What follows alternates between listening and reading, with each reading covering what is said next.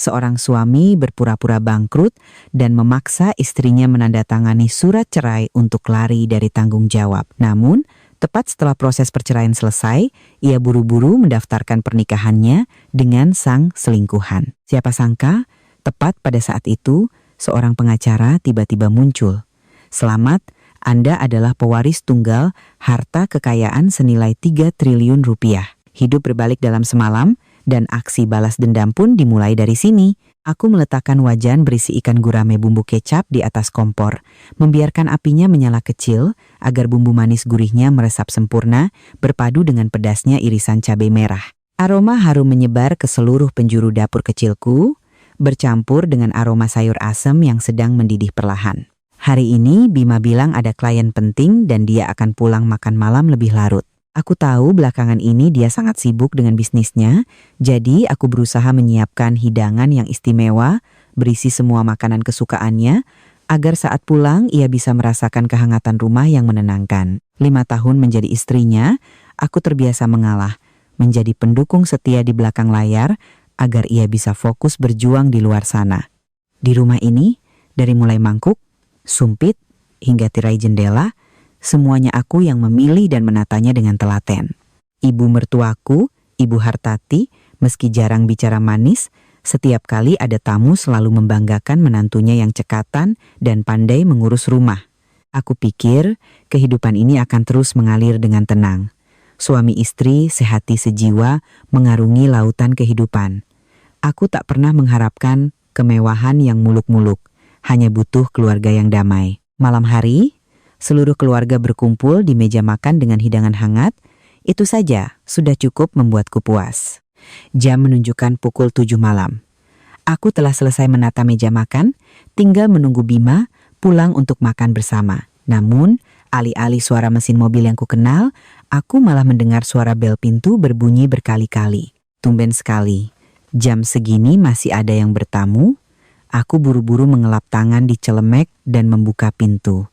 Berdiri di hadapanku adalah Bima, tapi bukan Bima yang selalu tersenyum ceria seperti biasanya. Wajahnya pucat pasi, matanya menghindari tatapanku. Dan di sebelahnya, berdiri seorang pria asing berusia sekitar 40 tahunan, bertampang garang, mengenakan pakaian serba hitam dari atas sampai bawah. Pria itu menatapku dengan pandangan menyelidik yang dingin, membuat bulu kuduku merinding seketika. Mas sudah pulang, ayo makan dulu. Semua sudah kusiapkan, ujarku mencoba bersikap biasa, meski firasat buruk sudah menyelinap di hatiku. Bima tidak menjawab. Ia melewatiku begitu saja dan melangkah lurus ke ruang tamu. Pria itu mengikutinya dalam diam. Bima menghempaskan tubuhnya ke sofa, memegangi kepalanya dengan kedua tangan, lalu menghela napas panjang yang terdengar sangat putus asa. Aku menutup pintu dengan perasaan tak karuan dan menyusulnya. Bima, ada apa ini? Bapak ini siapa? Tanyaku ragu-ragu. Bima mengangkat kepalanya, matanya merah, seolah baru saja menangis. Ia menunjuk pria itu dengan suara serak, ini Bang Coki, Din. Maafkan aku. Usahaku bangkrut, aku utang uang dalam jumlah yang sangat besar padanya. Jantungku seakan berhenti berdetak. Aku duduk di sebelahnya, menggenggam lengannya yang gemetar. Besar itu berapa, Mas? Coba cerita. Kita cari jalan keluarnya sama-sama. Pria bernama Coki itu tiba-tiba angkat bicara, suaranya parau dan penuh ancaman. 10 miliar, hitungan modal dan bunga. Surat perjanjiannya lengkap. Hari ini batas waktu terakhir, kalau Pak Bima tidak bisa bayar, jangan salahkan kami kalau kami bertindak kasar. 10 miliar. Angka itu menghantam kepalaku bagai palu godam. 10 miliar rupiah.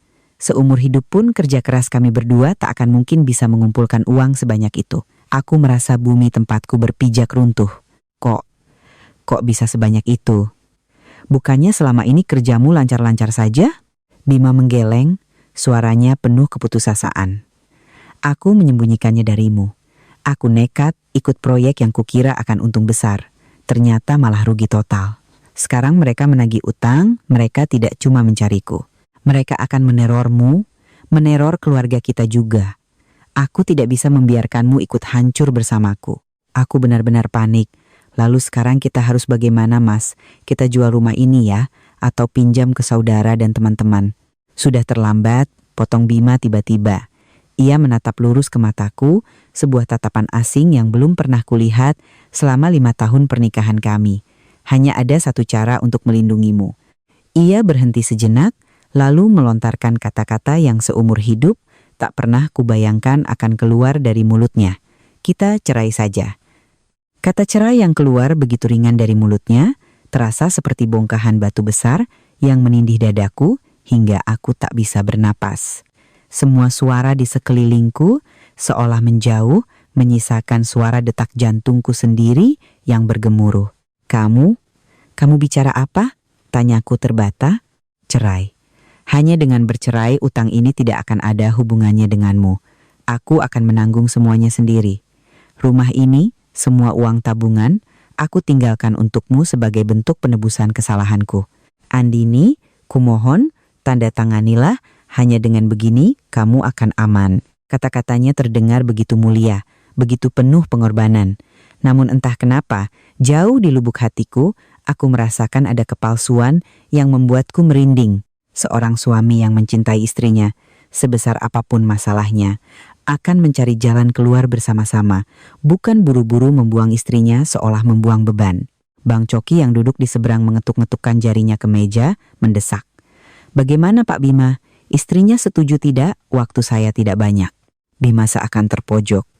Ia menatapku dengan memelas. Andini, kumohon, anggap saja ini permohonan terakhirku padamu. Tanda tangani Din. Ia mengeluarkan setumpuk kertas yang sudah disiapkan dari dalam tasnya. Surat gugatan cerai. Semua poin telah tertulis dengan jelas. Harta Gonogini berupa rumah akan menjadi milikku. Semua utang menjadi tanggungan Bima seorang. Semuanya disiapkan dengan begitu rapi dan menakutkan, seolah-olah ia telah merencanakan ini sejak lama. Pikiranku kosong menatap pria yang selama 5 tahun ini kurawat dan kucintai dengan segenap hati. Kini sedang memaksaku menandatangani surat cerai dengan dalih melindungiku. Air mataku nyaris tumpah, namun kutelan kembali ke dalam. Aku menatap meja makan dengan hidangan hangat yang mulai mendingin, hatiku hancur berkeping-keping. Baiklah, bisikku dengan suara parau. Aku tanda tangan. Aku mengambil pena. Tanganku bergetar hebat hingga sulit dikendalikan. Setiap goresan namaku di atas kertas itu terasa seperti sayatan pisau di jantungku. Andini. Nama yang kugunakan untuk mengikatkan hidupku padanya, kini kugunakan untuk mengakhiri segalanya. Selesai menandatangani, aku meletakkan pena, merasa seluruh tenagaku terkuras habis. Tepat saat aku meletakkan pena, aku melihat mata Bima berbinar aneh. Raut penderitaan yang tadi ia tunjukkan, tiba-tiba lenyap entah kemana. Ia buru-buru merampas surat cerai itu dari tanganku, memeriksa tanda tangannya berulang kali seolah takut aku salah tulis, lalu menyimpannya hati-hati ke dalam tas. Wajahnya menjadi rileks, sebuah kelegaan yang tak bisa ia sembunyikan, meski ia berusaha keras berpura-pura sedih. Andini, maafkan aku. Mulai sekarang kamu tinggal sendirian. Jaga dirimu baik-baik ya, ucapnya. Tapi nada suaranya terdengar terburu-buru, tanpa sedikit pun rasa keengganan untuk berpisah. Bang Coki juga berdiri. Wajah sangar penuh aura membunuh tadi telah hilang, digantikan senyum sinis yang penuh arti. Ia menepuk pundak Bima. Urusan sudah beres, ayo pergi. Jangan ganggu Mbak ini istirahat. Keduanya berbalik dan melangkah keluar pintu tanpa menoleh lagi.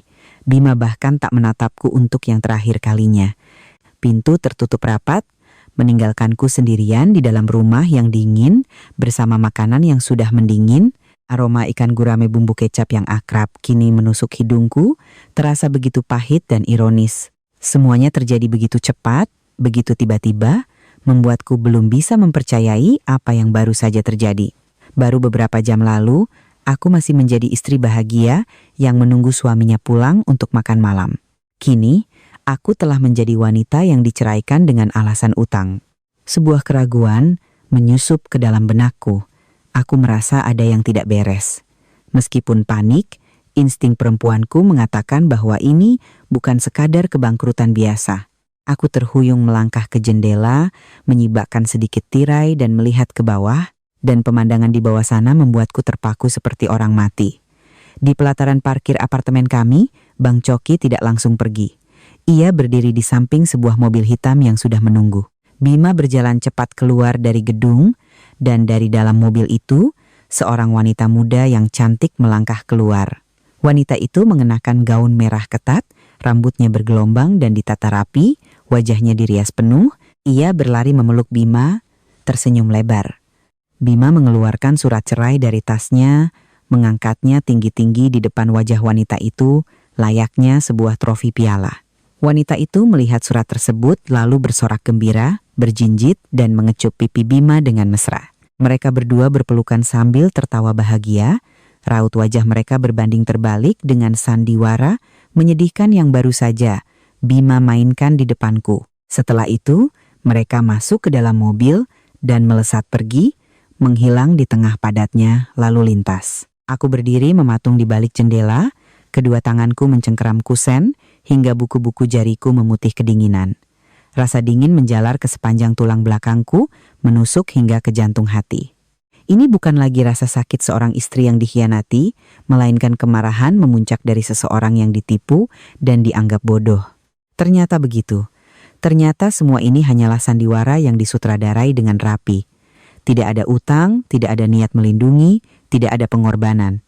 Yang ada hanyalah pengkhianatan dan kebohongan. Dia ingin membuangku demi wanita itu.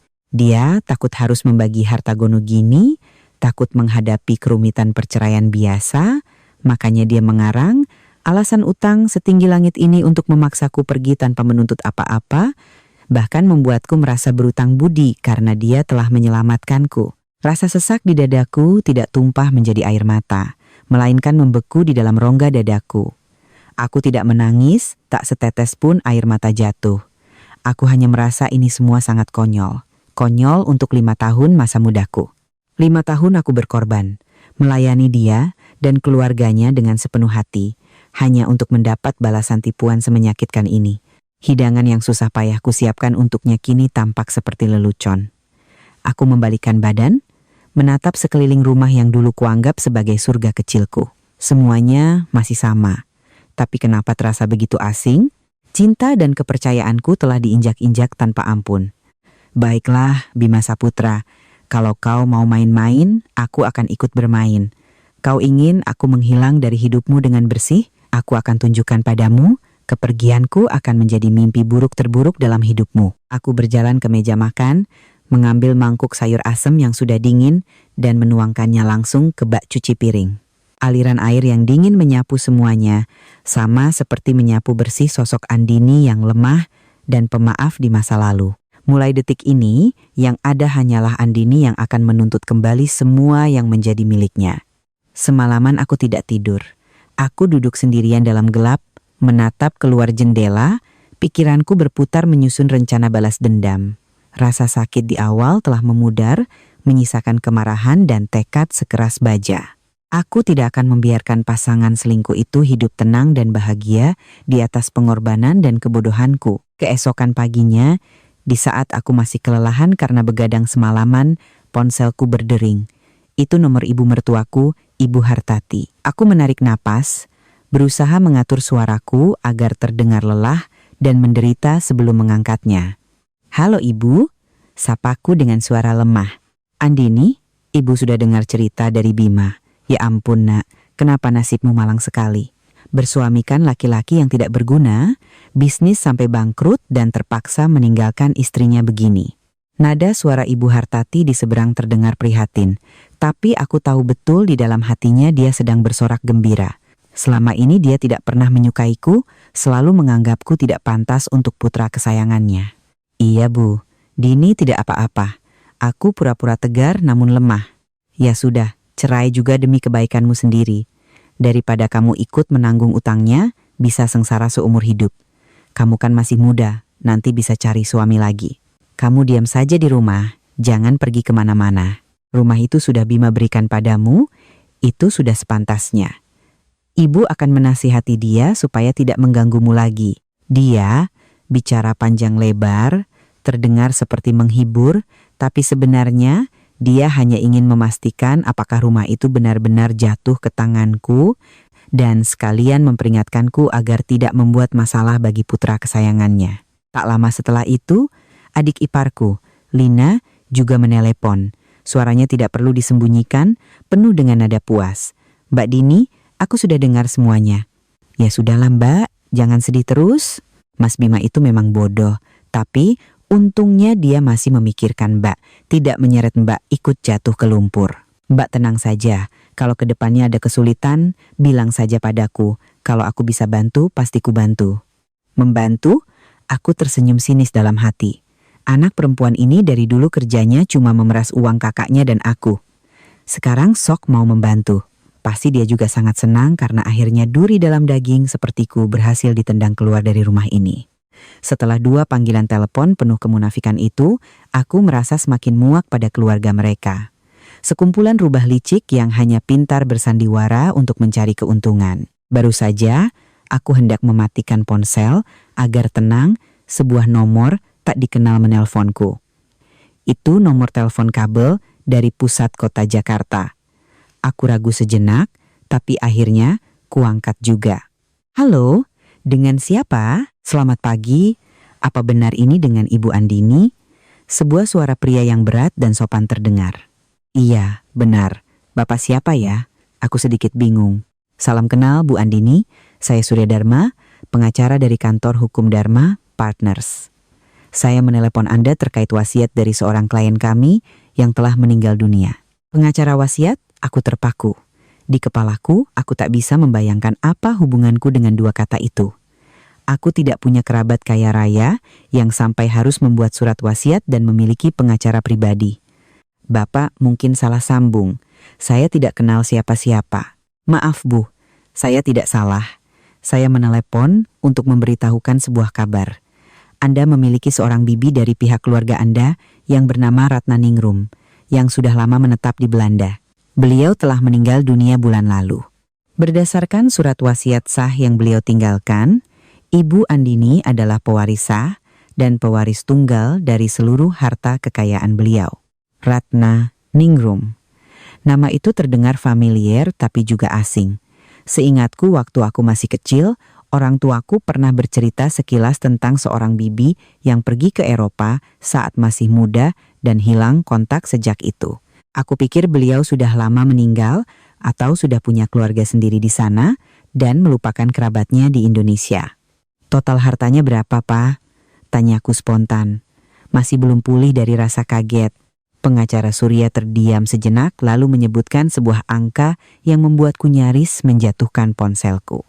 "Ibu, setelah dikonversi dan dihitung secara kasar, total nilai aset yang meliputi properti, saham, dan deposito di bank adalah sekitar 3 triliun rupiah.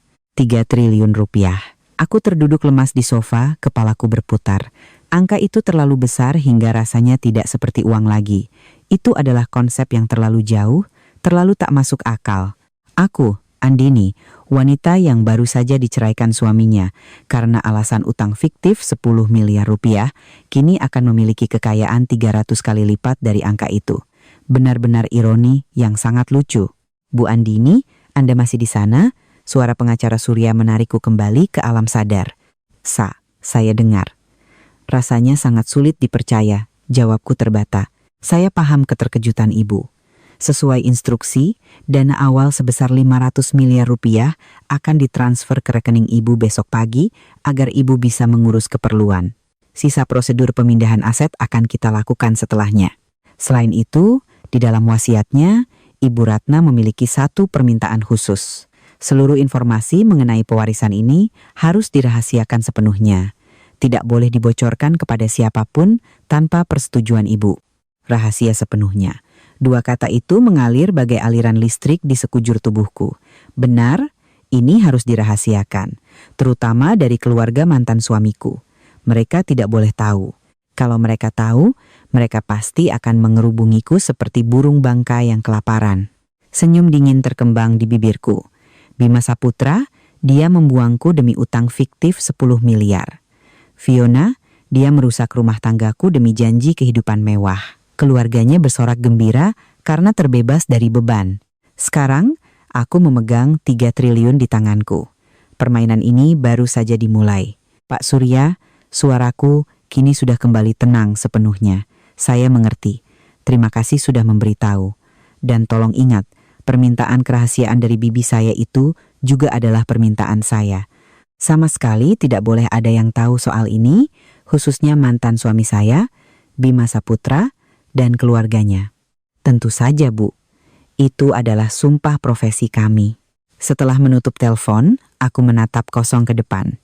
Air mataku akhirnya jatuh juga, tapi kali ini bukan air mata penderitaan, melainkan air mata kelegaan, air mata dari pintu baru yang baru saja terbuka lebar. Hidup baru saja menutup satu pintu di depanku, namun membuka jalan tol yang jauh lebih megah dari yang pernah kubayangkan. Bima, kau akan menyesal, batinku bersumpah. Setelah panggilan telepon yang mengubah takdir itu, aku menghabiskan seharian penuh untuk menata pikiran. Kekayaan raksasa itu masih terasa di luar nalar, tapi hal itu memberiku kepercayaan diri dan fondasi yang kokoh untuk memulai rencanaku. Hal pertama dan paling penting, aku harus terus berperan sebagai wanita malang yang baru dicerai, menganggur, dan tak punya sepeser uang pun. Semakin aku terlihat menyedihkan, semakin mereka akan menurunkan kewaspadaan. Tepat seperti kata pengacara Surya, keesokan paginya sebuah pesan dari nomor tak dikenal yang dienkripsi masuk ke ponselku, memberitahukan bahwa dana besar telah masuk ke rekening baru atas namaku. Aku tidak berani mengeceknya lewat aplikasi M-Banking biasa. Aku hanya tahu bahwa janji itu telah menjadi kenyataan. Sekarang, aku bukan lagi Andini yang miskin. Di tengah lamunanku memikirkan langkah selanjutnya, bel pintu berbunyi lagi. Melalui lubang intip, aku melihat mantan ibu mertuaku dan adik iparku berdiri di depan pintu. Ibu Hartati menenteng kantong plastik berisi jeruk yang terlihat sudah layu, sementara Lina celingukan ke sana kemari dengan wajah penasaran. Aku tahu kedatangan mereka bukan untuk niat baik. Aku membuka pintu, memasang wajah sekusut dan selelah mungkin. Ibu, Lina, silakan masuk. Ibu Hartati melangkah masuk, meletakkan kantong jeruk di atas meja dengan wajah sok prihatin. Ibu datang mau lihat keadaanmu, Din. Wajahmu pucat sekali. Ya sudahlah, anggap saja ini buang sial. Anggap saja jodohmu dengan laki-laki tidak berguna itu sudah habis.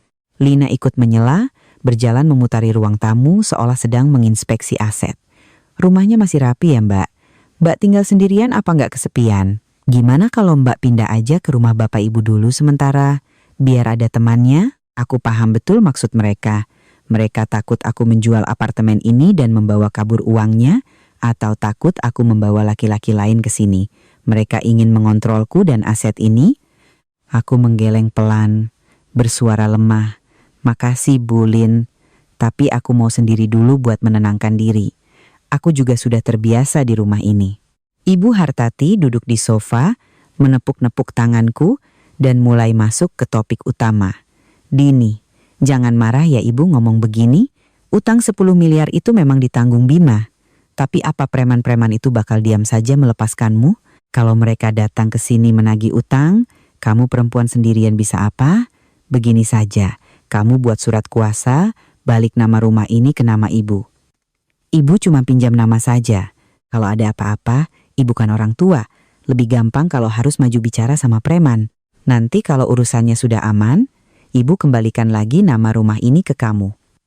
Gimana? Aku nyaris tertawa terbahak-bahak mendengarnya. Benar-benar rubah tua yang licik. Dia ingin menipuku agar menyerahkan apartemen ini secara legal. Kalau aku setuju, sampai kiamat pun rumah ini tidak akan pernah dikembalikan. Aku pura-pura ketakutan dan menarik tanganku. Aduh Bu, aku takut. Kalau urusan surat-surat begini, aku nggak berani sekarang. Mas Bima sudah bilang rumah ini untukku.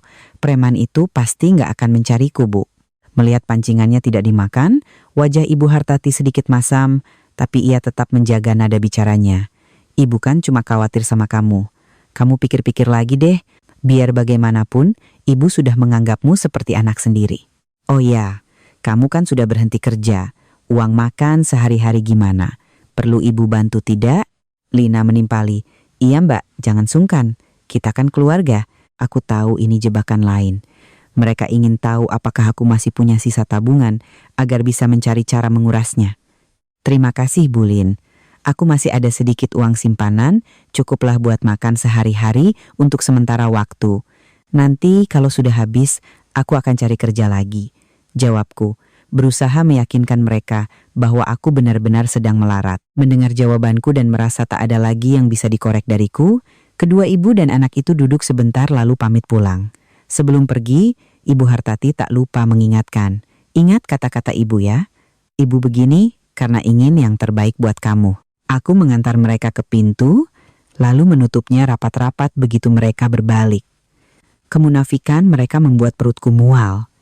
Ingin yang terbaik untukku? Mereka hanya mementingkan diri mereka sendiri. Segera setelah mereka pergi, aku menelepon pengacara Surya. "Halo Pak Surya, ini saya, Andini." "Selamat siang, Bu Andini. Ada instruksi baru?" "Pak Surya, saya butuh bantuan Bapak. Tolong selidiki mantan suami saya, Bima Saputra, dan selingkuhannya yang bernama Fiona.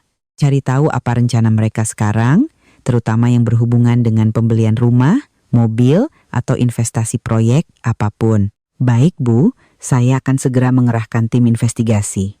"Satu hal lagi," kataku dengan nada dingin. "Saya ingin Bapak membantu saya membeli sebuah apartemen, harus penthouse yang paling indah dan paling mahal di kawasan Senopati Diamond Residence. Semua prosedur pembelian harus menggunakan nama sebuah trust fund yang akan Bapak dirikan untuk saya. Beri nama Yayasan Anugrah. Identitas saya mutlak tidak boleh terbongkar." Pengacara Surya sedikit terkejut, namun ia segera kembali profesional. "Saya mengerti Bu, semuanya akan diproses sesuai permintaan Anda." Senopati Diamond Residence. Itu adalah kawasan perumahan vertikal paling mewah di ibu kota, tempat berkumpulnya para konglomerat elit. Aku ingat, Bima pernah menunjuk papan reklaim apartemen itu dan berkata padaku, "Nanti kalau aku sudah sukses, aku belikan kamu 1 unit di sana." Sekarang, dia sedang memimpikan tempat itu bersama wanita lain. "Baiklah, Bima, biar kulihat bagaimana ekspresimu saat mimpi yang kau puja-puja itu dirampas oleh istri yang kau buang ini. Rencana balas dendamku akan dimulai dari menghancurkan impian mewahnya." Beberapa hari setelah panggilan telepon itu, aku menerima pesan dari pengacara Surya. Isinya singkat. Ditunggu untuk minum teh di kedai Teh Melati, kawasan Menteng, pukul 15.00. Itu adalah kedai teh kecil yang tersembunyi di gang sepi. Tempat yang sama sekali tidak cocok dengan citra pengacara ternama atau wanita calon triliuner. Aku memaklumi kehati-hatiannya, dan itu justru membuatku semakin percaya padanya. Aku mengenakan pakaian usang berwarna pudar dan naik ojek online ke tempat pertemuan. Kedai itu sepi, hanya terdengar alunan musik instrumental tradisional yang pelan. Pengacara Surya sudah menunggu di sudut tersembunyi, di depannya terdapat sebuah map tipis. Melihatku datang, ia berdiri dan menunduk hormat. "Selamat sore Bu Andini, silakan duduk." Aku duduk dengan perasaan sedikit berdebar. "Bapak sudah dapat informasinya?" Pengacara Surya mendorong map itu ke arahku. "Ini laporan sementaranya Bu. Dari hasil investigasi kami, Bima saat ini sedang berusaha merampungkan proyek startup di bidang smart home, rumah pintar. Dia sudah menguras habis seluruh modalnya dan berutang pada pihak luar untuk investasi. Sedangkan Nona Fiona, setelah mereka mendaftarkan pernikahan, terus mendesak Bima untuk membeli rumah. Mereka sudah mensurvei beberapa lokasi, dan target utama mereka adalah penthouse tipe duplex di menara utama Senopati Diamond Residence." Halaman pertama laporan itu menunjukkan foto candid Bima dan Fiona yang sedang bergandengan tangan di lobi Diamond Residence. Wajah Fiona tampak berseri-seri penuh angan-angan. Hatiku tak lagi terasa sakit, yang ada hanyalah rasa jijik yang sedingin es. Mimpi wanita itu dibangun di atas kebohongan dan penderitaan orang lain. Penthouse itu kebetulan masih berstatus available dan belum ada yang beli. Lanjut pengacara Surya. Harga rilisnya adalah 100 miliar rupiah. Jika Ibu setuju, kita bisa mengeksekusinya langsung hari ini. Ini adalah berkas pendirian Yayasan Anugrah. Semua aset Ibu kelak bisa dicatat di bawah yayasan ini untuk menjaga privasi tingkat tinggi. Aku membolak-balik dokumen tersebut, lalu mengangguk tegas. "Lakukan. Beli unit itu sekarang juga. Bayar tunai lunas di muka. Saya mau semua urusan administrasi selesai secepat mungkin. Dan ingat, jangan sampai ada sehelai rambut pun informasi tentang saya yang bocor." Ada kilatan kekaguman di mata pengacara. Surya melihat ketegasanku, namun ia segera mencatat instruksiku. Baik Bu, semuanya akan dieksekusi dengan senyap dan efisien. Keluar dari kedai teh, langkah kakiku terasa jauh lebih ringan. Bidak pertama telah dilangkahkan. Aku sedang merajut sebuah jaring laba-laba yang manis, sementara mangsaku masih asyik berpesta pora, merayakan kemenangan fiktif mereka tanpa sadar. Malam harinya, ketika aku sedang merapikan barang-barang lama dan menyiapkan mental untuk membuang masa laluku, ponselku berbunyi. Nomor asing. Aku mengangkatnya, dan terdengar suara melengking penuh kesombongan. Mbak Dini ya? Ini aku Fiona. Aku diam saja. Anak ini masih berani menelponku rupanya. Merasa di atas angin karena aku tak bersuara, nada bicaranya berubah manja sekaligus pamer. Aku telepon gak ada maksud apa-apa kok, cuma mau kasih kabar gembira. Aku dan Mas Bima mau pindah ke rumah baru loh. Penthouse di Diamond Residence itu loh Mbak. Bagus banget. Ada taman pribadinya di atas, bisa lihat pemandangan seluruh kota Jakarta. Mas Bima bilang dia mau menebus semuanya untukku, mau memberiku kehidupan yang terbaik.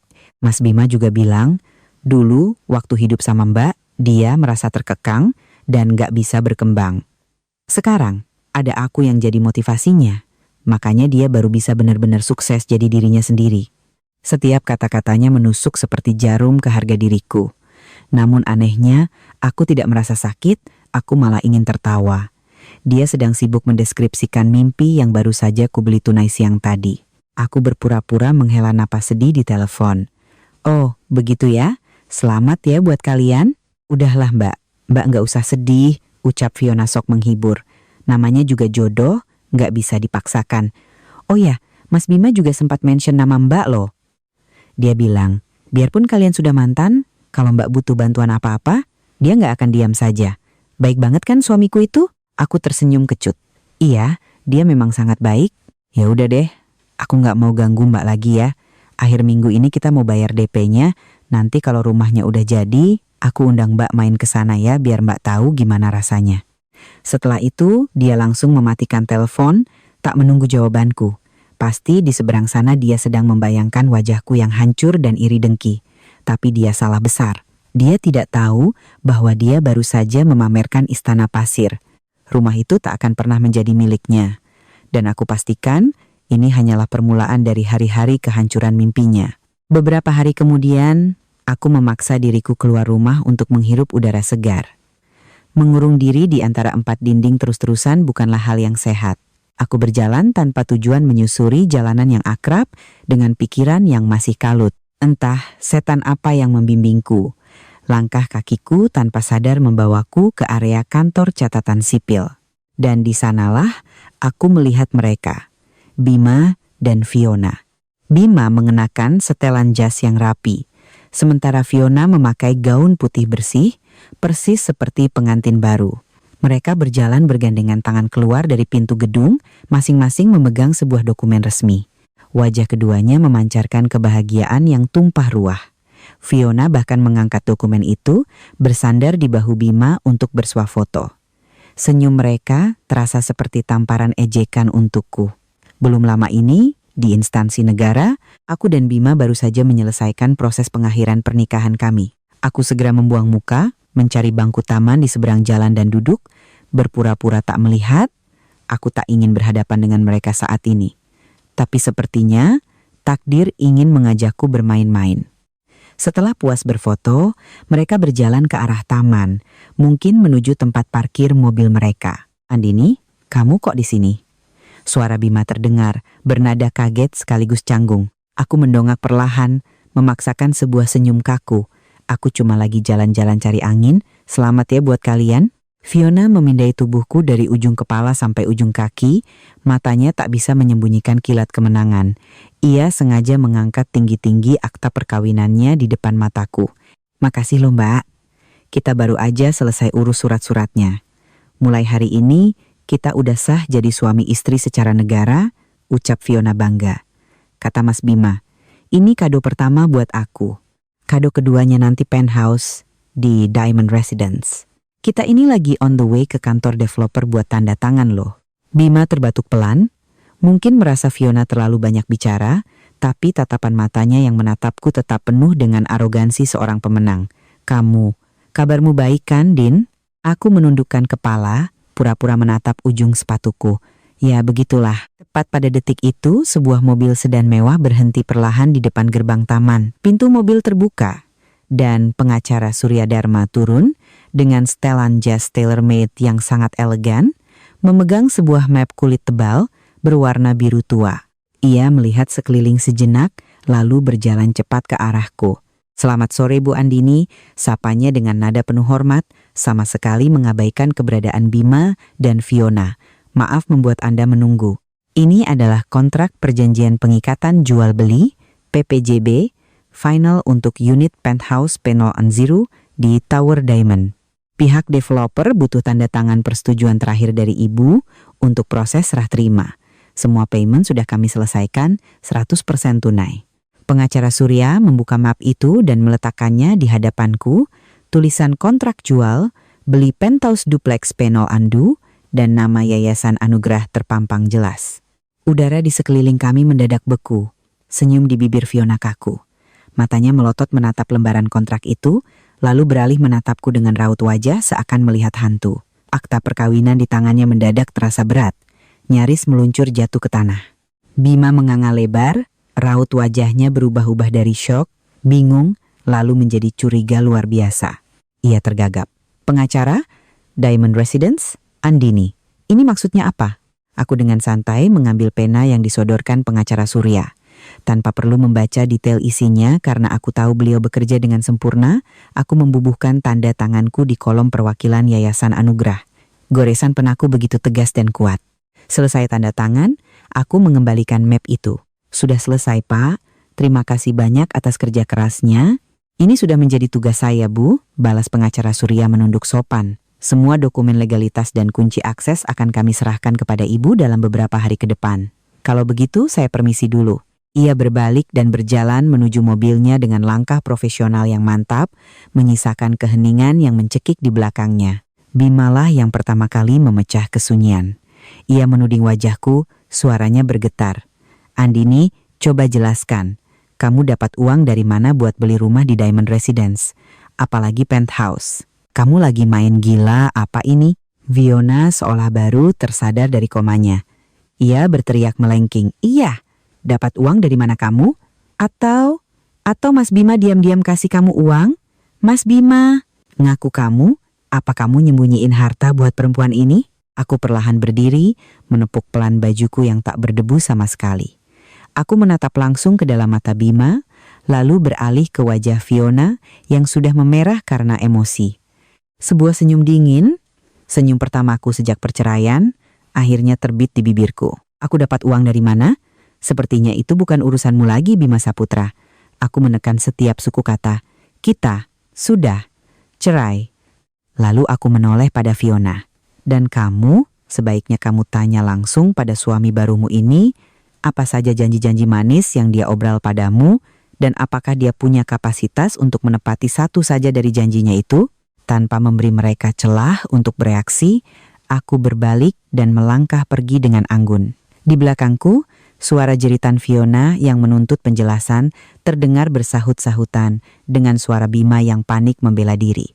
"Sumpah Vio, aku gak kasih dia sepeser pun. Aku juga gak ngerti ada apa ini." Bertengkarlah, saling curigalah.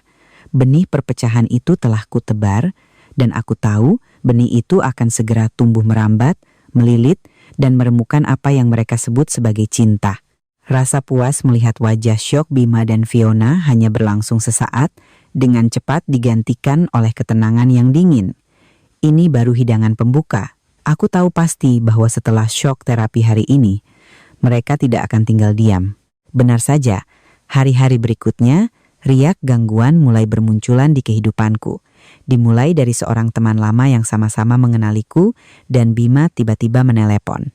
Setelah basa-basi sebentar, temanku itu langsung ke intinya. "Dini, kamu lagi bisnis apa sih kok makin sukses aja? Kemarin Bima cerita katanya kamu baru beli penthouse di Diamond Residence ya? Wah, diam-diam tajir melintir kamu ya." Aku tertawa pelan, membuat suaraku terdengar letih. "Duh, kamu dengar gosip dari mana sih? Aku ini baru aja dicerai, Nganggur, cuma bisa numpang makan di rumah orang tua. Boro-boro beli rumah mewah. Kayaknya Mas Bima salah lihat orang deh. Semakin aku menyangkal dengan nada santai, temanku di seberang sana malah semakin bingung. Ia tergagap sebentar lalu buru-buru menutup telepon. Aku tahu bantahanku ini akan dilaporkan bulat-bulat pada Bima. Ini akan membuatnya semakin pusing 7 keliling. Bagaimana mungkin seorang wanita yang dicerai tanpa harta bisa punya pengacara pribadi dan menandatangani kontrak properti raksasa? Misteri ini akan menggerogoti kewarasannya. Giliran berikutnya adalah ibu mertua dan adik iparku. Kali ini mereka tidak berani datang ke rumah. Ibu Hartati hanya meneleponku. Nada suaranya berubah 180 derajat. Tak ada lagi nada merendahkan atau iba palsu, melainkan nada menyelidik dan hati-hati. Andini, ibu dengar-dengar, kamu apa baru menang lotre atau ketiban rezeki nomplok? Enggak kok, Bu. Kenapa ibu tanya begitu? Pancingku dengan nada lugu. Itu. Bima cerita katanya lihat kamu sama pengacara lagi tanda tangan beli rumah harga miliaran. Kalau kamu memang lagi ada rezeki, ya bagi-bagi kabar bahagialah sama keluarga. Biar gimana pun kita kan pernah jadi satu keluarga, rayunya sok akrab. Mana ada Bu, Mas Bima pasti salah lihat. Aku kan tiap hari cuma di rumah aja nggak kemana-mana. Pengacara apa coba? Makan aja susah apalagi sewa pengacara. Aku konsisten menyangkal segalanya. Aku tahu keluarga mereka sedang kepanasan seperti cacing di atas wajan. Mereka tidak bisa memahami apa yang sedang terjadi. Kekayaan mendadakku, jika itu benar, akan menjadi tamparan keras bagi mereka. Mereka telah membuangku layaknya rongsokan. Dan kini rongsokan itu bersinar lebih terang dari apapun yang mereka miliki. Hal itu membuat mereka mati penasaran sekaligus menyimpan dengki. Di saat bersamaan, laporan dari pengacara Surya masuk. Bima dan Fiona bertengkar hebat. Pasca kejadian di taman, Fiona bersikeras menuduh Bima menyembunyikan harta untukku, sementara Bima nyaris gila karena tak bisa menemukan penjelasan logis atas kejadian itu. Bima bahkan diam-diam menyewa orang untuk melacak latar belakang pengacara Surya dan Yayasan Anugrah. Tapi usahanya sia-sia. Pengacara Surya membangun cangkang yang terlalu sempurna.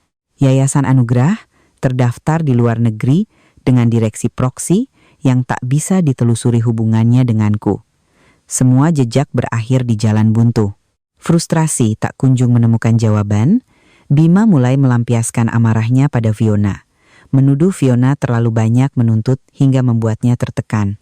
Hubungan mereka yang fondasinya hanya dibangun di atas janji-janji materialistis, mulai menunjukkan keretakan pertamanya. Aku memantau semua drama itu dalam diam. Aku tidak perlu turun tangan langsung. Cukup dengan berdiam diri, membiarkan rasa curiga dan penasaran mereka memakan diri mereka sendiri dari dalam. Rencanaku berjalan sempurna. Impian terbesar mereka telah kurampas, dan sekarang saatnya aku menghancurkan sumber kebanggaan dan kesombongan Bima, bisnis startupnya. Suatu pagi, aku menerima file kedua dari pengacara Surya. Itu adalah laporan audit mendalam mengenai proyek smart home yang sedang dikerjakan Bima. Membalik setiap halamannya, senyum dinginku kembali mengembang. Ternyata, proyek yang selalu ia banggakan itu hanyalah cangkang kosong yang bobrok. Laporan dari pengacara Surya lebih tebal dari dugaanku. Setiap baris kalimat di dalamnya menguliti kelemahan dan delusi Bima. Proyek smart home itu namanya saja yang keren, teknologinya hanya hasil plagiat tanpa ada inovasi berarti. Model bisnisnya sangat tidak masuk akal. Untuk menjaga gengsi dan membiayai operasional fiktif, Bima telah membakar habis modal awalnya dan meminjam sangat banyak uang dari rentenir dengan bunga mencekik. Utang 10 miliar rupiah yang ia karang untuk memaksaku bercerai ternyata adalah bagian nyata dari gunung es utang yang menimbunnya. Yang paling fatal, laporan itu membeberkan bahwa nyawa perusahaan Bima saat ini sepenuhnya bergantung pada satu-satunya calon investor utama, Pak Haryanto, yang sedang bersiap mengucurkan dana segar agar Bima bisa merilis produknya ke pasar.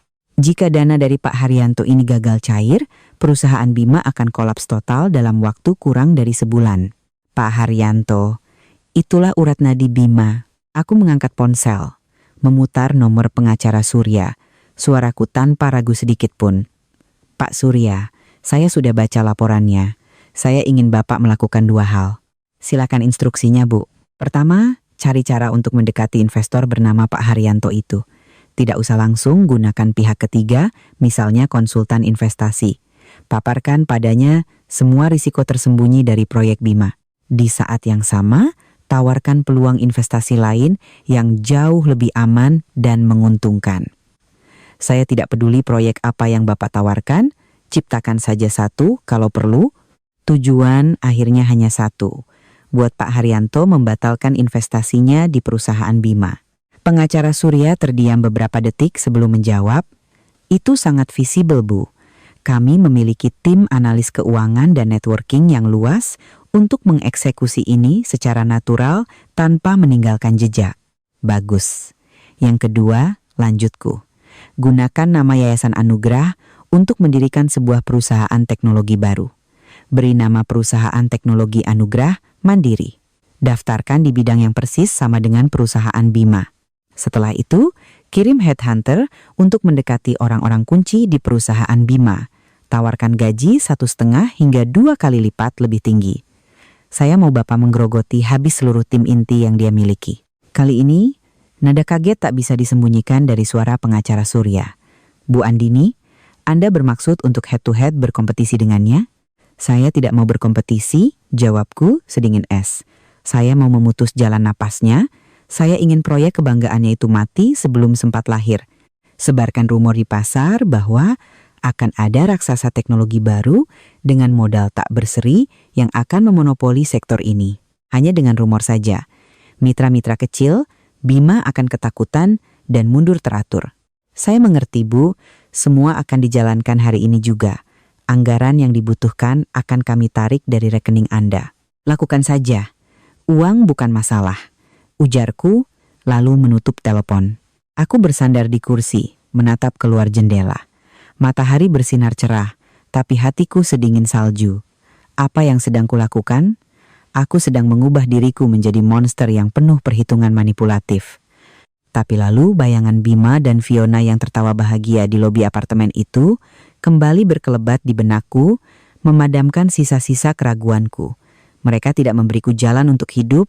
Lalu kenapa aku harus berbelas kasihan? Hari-hari berikutnya adalah masa penantian. Aku tak lagi mempedulikan pesan-pesan interogasi dari teman atau sindiran dari keluarga Bima. Pikiranku 100% fokus pada papan catur yang sedang kumainkan. Berita baik pertama akhirnya datang.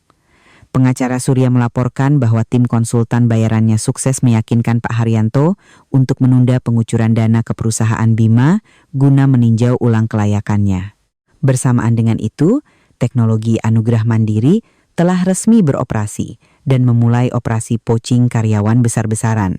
Chief Technology Officer, CTO, dan manajer penjualan terbaik. Bima adalah 2 orang pertama yang menerima offering letter dengan angka fantastis yang tak mungkin mereka tolak. Jebakan sempurna perlahan menjerat lehernya. Bima, yang masih terbuai dengan kehidupan baru bersama istri mudanya dan bermimpi pindah ke rumah mewah, sama sekali tak menyadari badai besar yang diciptakan mantan istrinya sedang menggulung dari belakang, siap meluluhlantakkan semua yang ia miliki. Diamku adalah senjata paling mematikan. Saat aku bersantai di rumah, membaca buku, merangkai bunga, dan menerima laporan harian dari pengacara Surya, badai di luar sana sudah mulai mengamuk. Semuanya diawali dari bisik-bisik.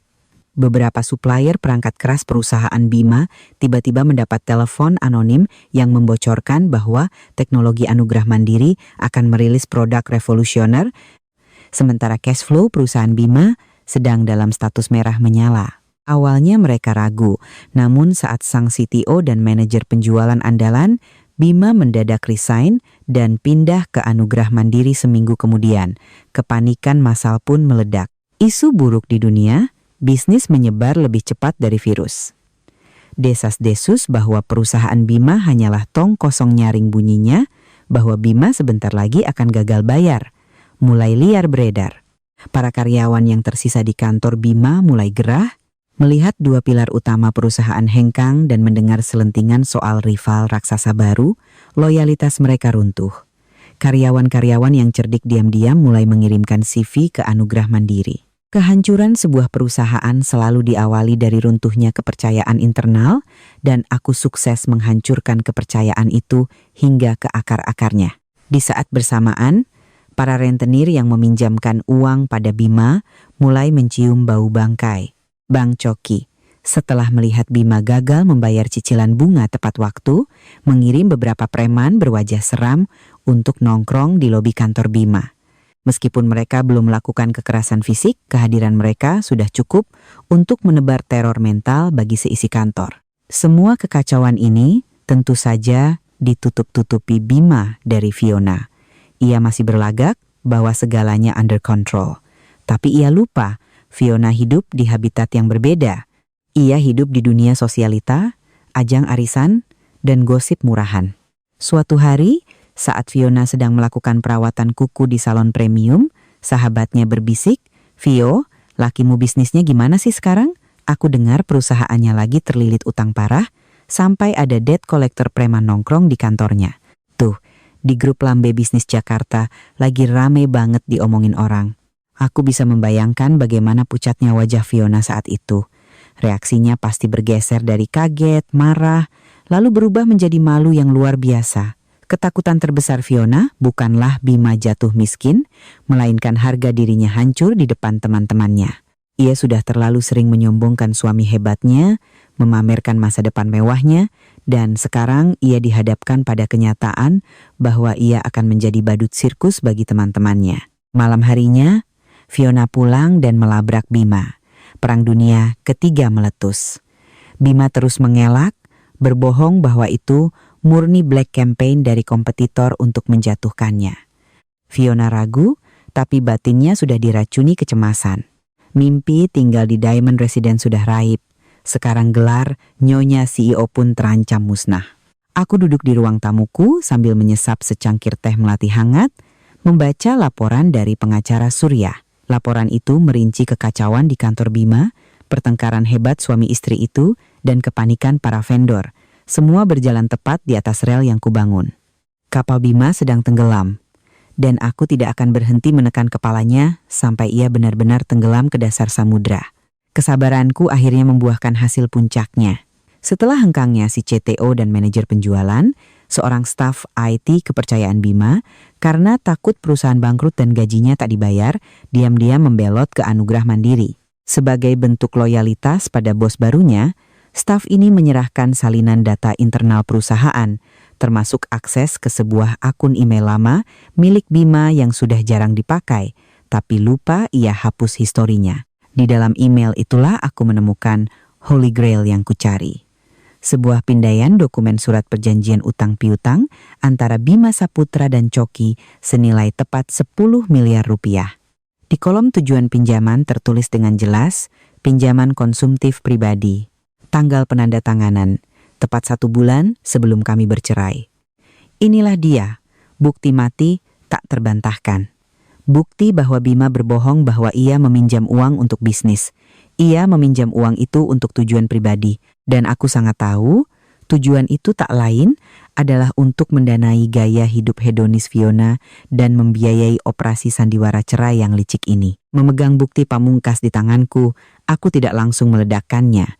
Fiona adalah perempuan dangkal. Hal yang bisa menghancurkan mentalnya bukanlah kebenaran itu sendiri, melainkan bagaimana kebenaran itu terungkap.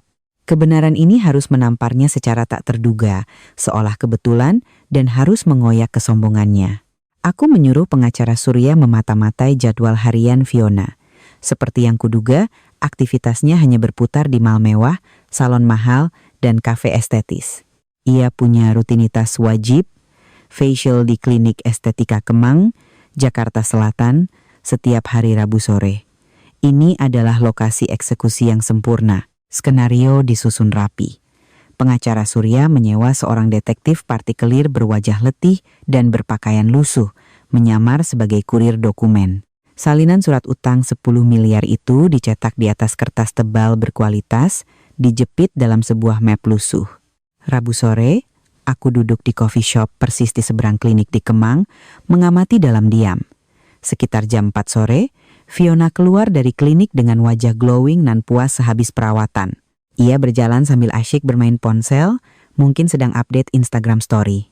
Tepat pada momen itu, si detektif kurir sambil memeluk tumpukan kardus dan map yang terlihat berat, muncul dari gang sempit dengan langkah tergesa-gesa. Secara tak sengaja, ia menabrak Fiona dengan keras. Aduh, Fiona menjerit, terhuyung mundur hampir jatuh. Waduh, maaf mbak, maaf banget. Si kurir pura-pura panik. Benturan itu membuat map lusuh paling atas terjatuh ke trotoar, dan isinya berhamburan. Fiona yang sedang emosi dan hendak memaki, mendadak matanya terkunci pada selembar kertas yang jatuh tepat di ujung sepatu hak tingginya. Tulisan tebal perjanjian utang piutang dan pihak peminjam Bima Saputra tercetak jelas. Angka 10.000 dalam tinta merah menyala seolah membakar retina Fiona. Si kurir buru-buru berjongkok, mengumpulkan kertas-kertas itu sambil terus minta maaf. Maaf ya mbak, saya lagi buru-buru disuruh bos antar dokumen, jadi nggak lihat jalan. Maaf banget. Tapi Fiona sudah tuli. Matanya terpaku pada kertas itu. Meski hanya sepintas, ia sangat hafal tanda tangan Bima. 10 miliar untuk pinjaman konsumtif. Tanggalnya jauh sebelum Bima resmi cerai. Kepingan-kepingan puzzle di otaknya menyatu, membentuk gambaran kebenaran yang mengerikan. Ini kertas apa? Fiona menunjuk kertas di trotoar itu dengan suara gemetar. Si kurir terlihat makin gugup, buru-buru memasukkan kertas itu ke map dan mendekapnya di dada. Bukan apa-apa mbak, cuma berkas utang lama bos saya. Saya permisi dulu, sekali lagi maaf. Tanpa menunggu reaksi Fiona, pria itu melompat ke atas motor bebek tuanya dan melesat pergi, meninggalkan Fiona yang berdiri mematung seperti tersambar petir di atas trotoar Kemang. Wajah cantiknya kini pucat sepucat mayat. Bibirnya terkatup rapat, tangan yang memegang iPhone termahal itu gemetar hebat. Kecurigaan yang selama ini menghantuinya akhirnya terjawab sudah, namun jawabannya 1000 kali lipat lebih pahit dari yang ia bayangkan. Ternyata Bima bukan sekadar menyembunyikan utang dari dirinya, tapi Bima sudah meminjam utang raksasa itu bahkan sebelum mereka resmi berpacaran. Lalu kemana uang itu? Untuk mendanai bisnis fiktifnya? Untuk memberinya ilusi kekayaan? Atau semuanya dari awal memang murni penipuan? Aku menyesap kopi americano hitamku, menatap Fiona yang berjalan terhuyung-huyung linglung. Permainan ini makin lama makin memabukkan. Malam ini, badai topan level 5 akan menerjang rumah yang mereka tinggali. Dan aku akan duduk manis menikmati gema kehancuran mereka. Badai itu datang lebih cepat dari perhitunganku. Begitu pergi dari Kemang, Fiona tidak pulang ke rumah. Ia menyetir lurus ke kantor Bima. Saat itu, kantor Bima sedang dalam kondisi gawat darurat. Karyawan mogok massal, vendor menelepon menagih pembayaran, dan investor tak bisa dihubungi. Bima sedang duduk di ruangannya, menjambak rambutnya sendiri frustrasi ketika pintu ruangannya ditendang terbuka oleh Fiona. Bima Saputra, jelaskan ini semua. Fiona melempar tas Chanel, yang mungkin palsu atau dibeli dari uang utang, ke wajah Bima. Suaranya melengking serak. 10 miliar. Kamu ngutang 10 miliar. Sebelum kamu cerai sama mantan istrimu. Kenapa kamu bohong sama aku? Bima terlonjak kaget. Wajahnya seketika memutih. Ia buru-buru berdiri, mencoba menenangkan. Vio, sayang, kamu tenang dulu. Kamu dengar gosip dari mana sih? Nggak ada itu. Gosip? Aku lihat sendiri surat perjanjiannya dengan mata kepalaku, jerit Fiona. Jangan kira aku perempuan bodoh yang bisa kamu tipu mentah-mentah. Jawab jujur, uang utang itu kamu pakai buat apa? Buat kamu kasih ke mantan istrimu? Atau kamu pakai buat bayar lifestyle bohong-bohongan ini demi memancingku? Skakmat. Bima gelagapan. Ia tak menyangka Fiona bisa tahu sedetail itu. Enggak, Vio, bukan gitu. Itu uang buat operasional bisnis. Masalah bisnis kamu nggak akan paham. Bisnis? Fiona tertawa sumbang dan melengking. Bisnis apaan yang kantornya udah mau kolaps begini? Karyawan pada kabur, preman tiap hari nagih, utang di depan. Coba kamu lihat keluar sana, kantormu ini udah kayak kapal karam. Kamu penipu ulung. Pertengkaran mereka begitu hebat hingga menggelegar ke area staf. Semua karyawan yang tersisa berhenti bekerja dan mendengarkan sinetron gratis itu. Tepat saat itu, ponsel salah satu staf perempuan berbunyi. Ia membuka layarnya, terbelalak, lalu menutup mulutnya tak percaya dan menyodorkan HP itu ke rekan di sebelahnya. Sebuah video pendek sedang viral di TikTok dan grup WhatsApp. Video itu merekam aksi para preman bertato yang berteriak-teriak kasar menagih utang di depan lobi kantor Bima. Di background, terlihat pelang nama perusahaan Bima yang terlihat sangat menyedihkan. Fiona yang matanya awas melihat keributan kecil di meja staf itu. Ia merampas ponsel staf tersebut. Saat matanya melihat video viral itu, aliran darah di sekujur tubuhnya seolah terkuras habis. Ini adalah penghinaan publik yang tak tertahankan. Teman-teman sosialitanya, keluarganya, seluruh orang yang mengenalnya akan melihat video ini.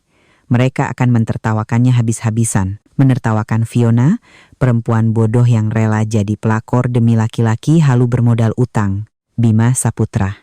Fiona membanting ponsel staf itu ke lantai hingga hancur berantakan.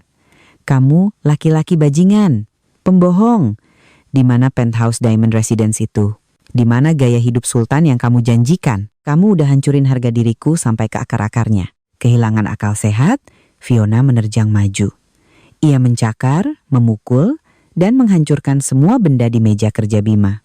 Dokumen, laptop, gelas kopi, berterbangan jatuh berdebum ke lantai. Bima yang otaknya sudah mau pecah karena tekanan utang, tak bisa lagi menahan amarahnya saat dipermalukan di depan anak buahnya sendiri. Ia menepis tangan Fiona dengan kasar dan membentak keras. Diam kamu tahu apa Kalau bukan karena kamu tiap hari ngerengek minta dibelikan tas branded, liburan mewah, dan maksa minta rumah elit, apa aku bakal senekat ini utang sana-sini? Kamu cuma parasit yang tahu menghamburkan uang. Pernah sekali aja kamu mikirin bebanku? Oh, jadi kamu nyalahin aku? Fiona ternganga tak percaya. Kamu yang tukang kibul? Sekarang kamu limpahkan salahnya ke aku? Iya, ini semua karena kamu. Mereka berdua saling serang, bukan lagi sekadar debat kusir, melainkan baku hantam penuh makian kotor. Kata-kata romantis yang dulu mereka obral kini berubah menjadi sumpah serapah paling keji yang keluar dari mulut iblis. Staf perempuan yang HP-nya dibanting tadi diam-diam merekam seluruh adegan memalukan itu menggunakan HP temannya. Malamnya, aku menerima email anonim berisi rekaman utuh pertarungan gladiator di kantor Bima, disertai sebuah pesan. Bu Andini, saya mantan staf Pak Bima. Saya sudah muak dengan kelicikannya. Semoga ibu selalu diberkati. Aku menonton video itu berulang-ulang dengan wajah datar. Tak ada empati sedikit pun. Siklus karma hubungan mereka hampir menemui titik akhir. Namun, aku tahu masih ada satu pukulan mematikan yang tersisa. Sebuah fakta pamungkas yang harus dibongkar secara terang-terangan untuk memancung hubungan mereka hingga putus tak tersambung lagi. Fakta tentang alasan sebenarnya mengapa Bima dan aku bercerai. Hubungan Bima dan Fiona retak parah. Fiona memutuskan pisah rumah dan kembali ke apartemen sewaannya, meski ia belum resmi menggugat cerai karena masih menuntut ganti rugi materi yang dijanjikan Bima. Bima terus mengiba dan merayu, mencoba mempertahankan trofi kemenangannya. Ini adalah momen golden time untuk melempar bom atom terakhirku. Aku ingin Fiona sadar seutuhnya bahwa dirinya bukan muse, penginspirasi kesuksesan Bima, melainkan akar penyebab mengapa Bima menciptakan drama menjijikan untuk menyingkirkan istri sahnya. Orang yang paling tepat untuk menjalankan misi ini tentu saja adalah sang aktor bayaran, Bang Coki, si lintah darat. Sekali lagi aku menekan nomor pengacara Surya. Pak Surya, tolong hubungi Pak Coki si debt collector itu. Saya punya penawaran bisnis yang tidak bisa dia tolak. Melalui jaringannya, pengacara Surya dengan mulus mengatur pertemuan rahasia dengan Bang Coki. Bang Coki sendiri saat ini sedang pusing 7 keliling karena duit 10 miliarnya mandek di tangan Bima yang bangkrut. Saat utusan pengacara Surya menemuinya, tawarannya sangat simpel dan menggiurkan. Ada seorang angel investor rahasia yang bersedia melunasi 2 miliar dari total utang Bima secara tunai hari ini juga. Syaratnya cuma satu. Bapak harus tanpa sengaja berpapasan dengan Bima dan Fiona. Lalu Bapak harus keceplosan membanggakan bagaimana Bima menyewa jasa Bapak untuk berpura-pura menagih utang 10 miliar demi menakut-nakuti mantan istrinya agar mau dicerai gratis. Hanya itu. Setelah itu urusan selesai dan si pemberi dana tidak akan pernah muncul mencari Bapak. Bagi rentenir jalanan seperti Bang Coki, ini adalah rezeki nomplok. Dapat angsuran buta 2 miliar dari utang macet dan tak perlu repot urusan hukum. Ia setuju tanpa babi bu. Pertemuan tanpa sengaja. Itu diatur di sebuah kafe sepi di kawasan Cikini, tempat Bima memohon-mohon pada Fiona untuk bertemu demi memperbaiki hubungan mereka. Aku tidak hadir, tapi salah satu orang suruhan pengacara Surya duduk di meja bersebelahan untuk merekam dan melaporkan live update kepadaku. Saat Bima sedang menangis-nangis memegang tangan Fiona, Bang Coki melangkah masuk ke kafe. Melihat Bima, ia langsung mendekat dengan wajah berseri-seri dan menepuk punggung Bima dengan sangat bersahabat. "Woi bos Bima, lama nggak kelihatan. Ini istri barunya ya? Bening bener, uy," sapa Bang Coki dengan suara menggelegar. Bima tersentak kaget. Wajahnya pias. Ia buru-buru memberi kode mata pada Bang Coki untuk tutup mulut. Tapi nasi sudah menjadi bubur, Bang Coki melanjutkan monolog kerasnya, seolah tak peduli kode Bima. "Wah, sampeyan ini emang nasibnya mujur terus ya bos. Habis berhasil nendang istri lama, langsung dapat yang kinyis-kinyis begini. Jempolan da akting sampeyan waktu itu. Sandiwara kita yang di rumah sampeyan itu bener-bener Oscar winning. Pura-pura kelilit utang 10 miliar biar mantan istri ketakutan terus mau neken surat cerai tanpa minta harta gono gini. Asli bos, licik tapi pinter lu." Setiap suku kata yang dimuntahkan Bang Coki ibarat sabetan golok tajam di leher Fiona. Ia membeku. Matanya melotot berpindah-pindah dari Bima ke Bang Coki. "Sandiwara? Sandiwara apa? Apa maksud Anda?" Suara Fiona bergetar hebat. Bang Coki pura-pura kaget dan menutup mulutnya secara teatrikal. "Waduh, Mbak ini belum tahu ya, mati aku. Si Bima belum cerita ya kalau dia bayar saya buat pura-pura jadi debt collector supaya mantan istrinya minta cerai duluan.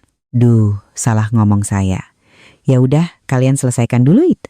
Setelah melempar granat aktif, Bang Coki langsung ngacir keluar kafe, meninggalkan atmosfer yang mati rasa di belakangnya. Fiona duduk mematung.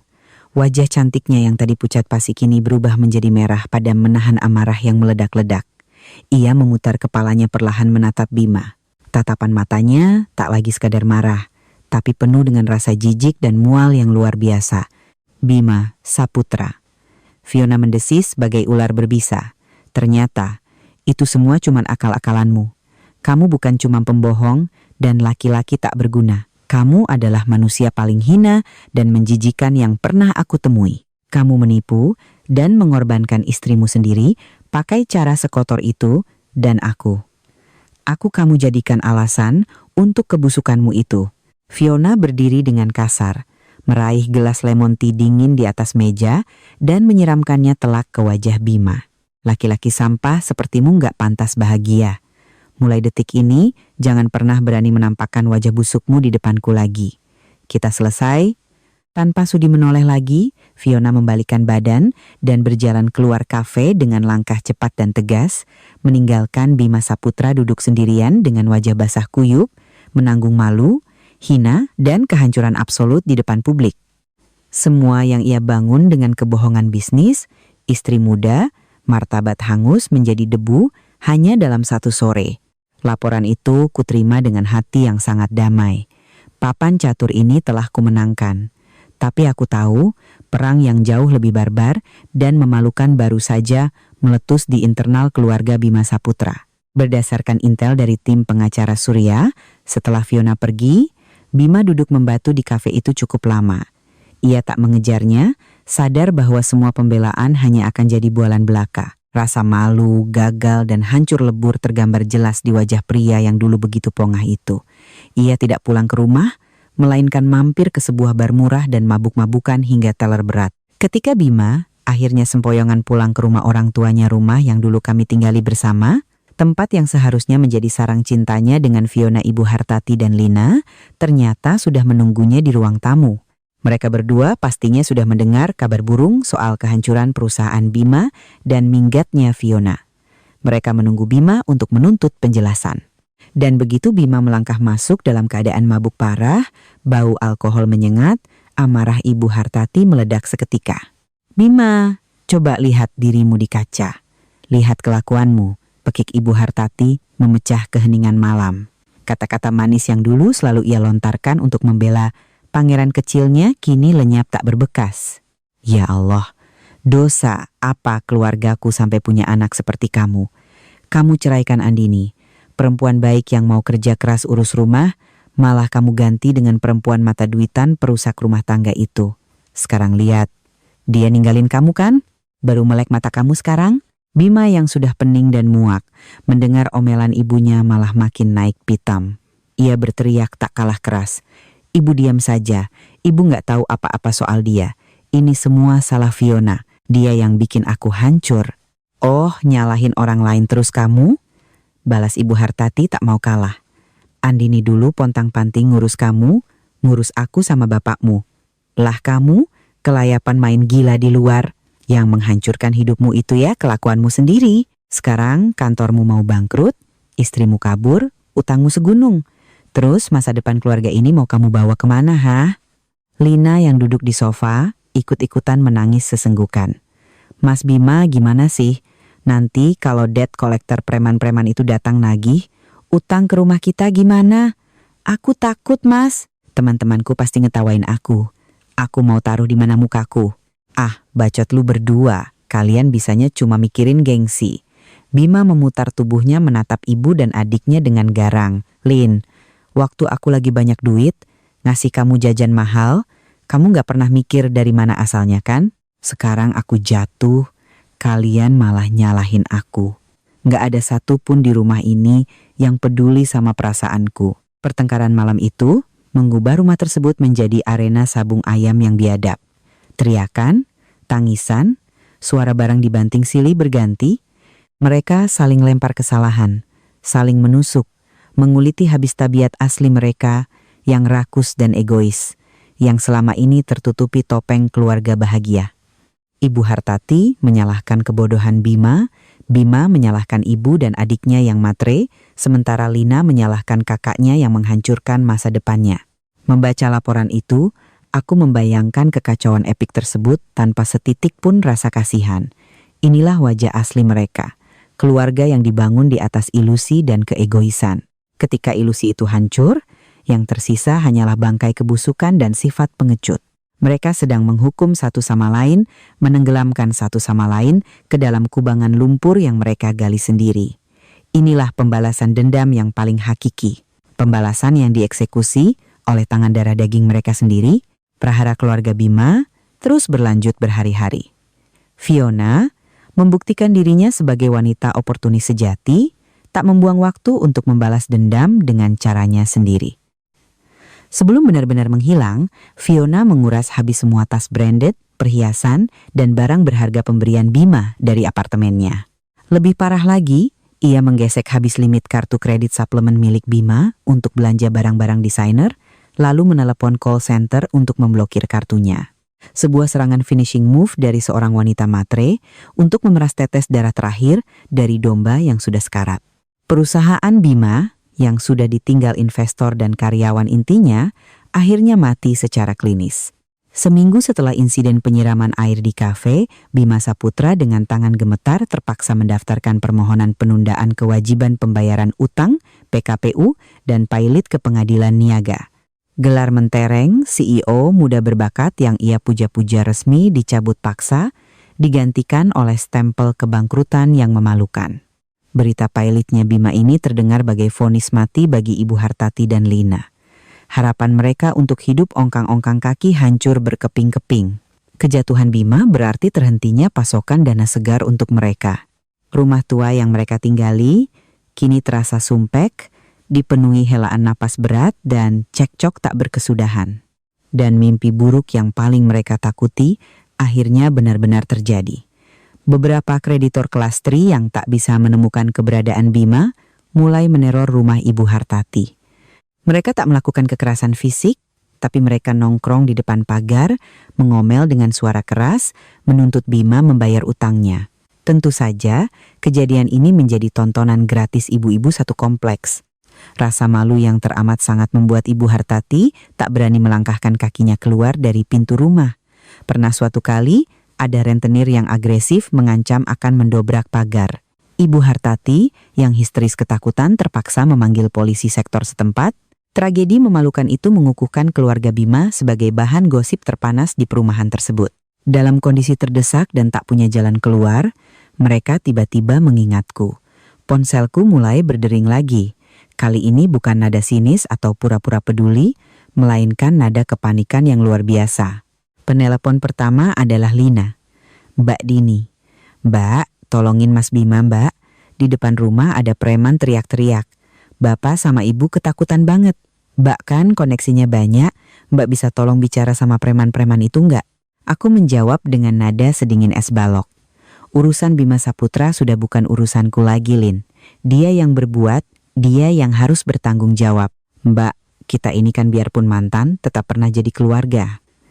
Masa Mbak tegas sih? Keluarga? Waktu Mas Bima dan kalian semua berkomplot menipuku dan membuangku, apa ada yang menganggapku keluarga? Balasku telak, lalu langsung memutus panggilan. Penelepon berikutnya adalah Ibu Hartati. Suara angku dan memerintah khas ibu mertua kejam itu telah hilang tak berbekas, digantikan tangisan memelas dan meratap. "Andini, nak, Ibu mohon ampun sama kamu. Tolong bantu Bima. Tolong selamatkan keluarga ini. Ibu tahu Ibu salah. Ibu minta maaf selama ini selalu jahat sama kamu. Tolong ampuni Ibu, bantu Bima sekali ini saja. Kalau Bima sampai diapa-apain preman, Ibu nggak sanggup hidup lagi, nak." Aku mendengarkan tangisan dan ratapannya dalam diam. Air mata buaya. Kalau posisinya dibalik dan aku yang jadi gelandangan miskin yang terjerat utang, apa Ibu Hartati sudi meneteskan setetes air mata iba untukku? "Ibu," panggilku, sengaja mengganti sapaan akrab. "Semuanya sudah berlalu. Saya bukan lagi menantu Ibu. Saya sekarang cuman perempuan biasa yang tak punya kuasa apa-apa untuk membantu. Suruh saja Bima selesaikan masalahnya sendiri." Tanpa ragu, aku memblokir nomor telepon mereka berdua. Gangguan murahan ini harus dihentikan. Mereka sendiri yang menggali kuburan mereka, kini saatnya mereka berbaring di dalamnya dan menikmati konsekuensinya. Tapi, agendaku masih punya satu babak final.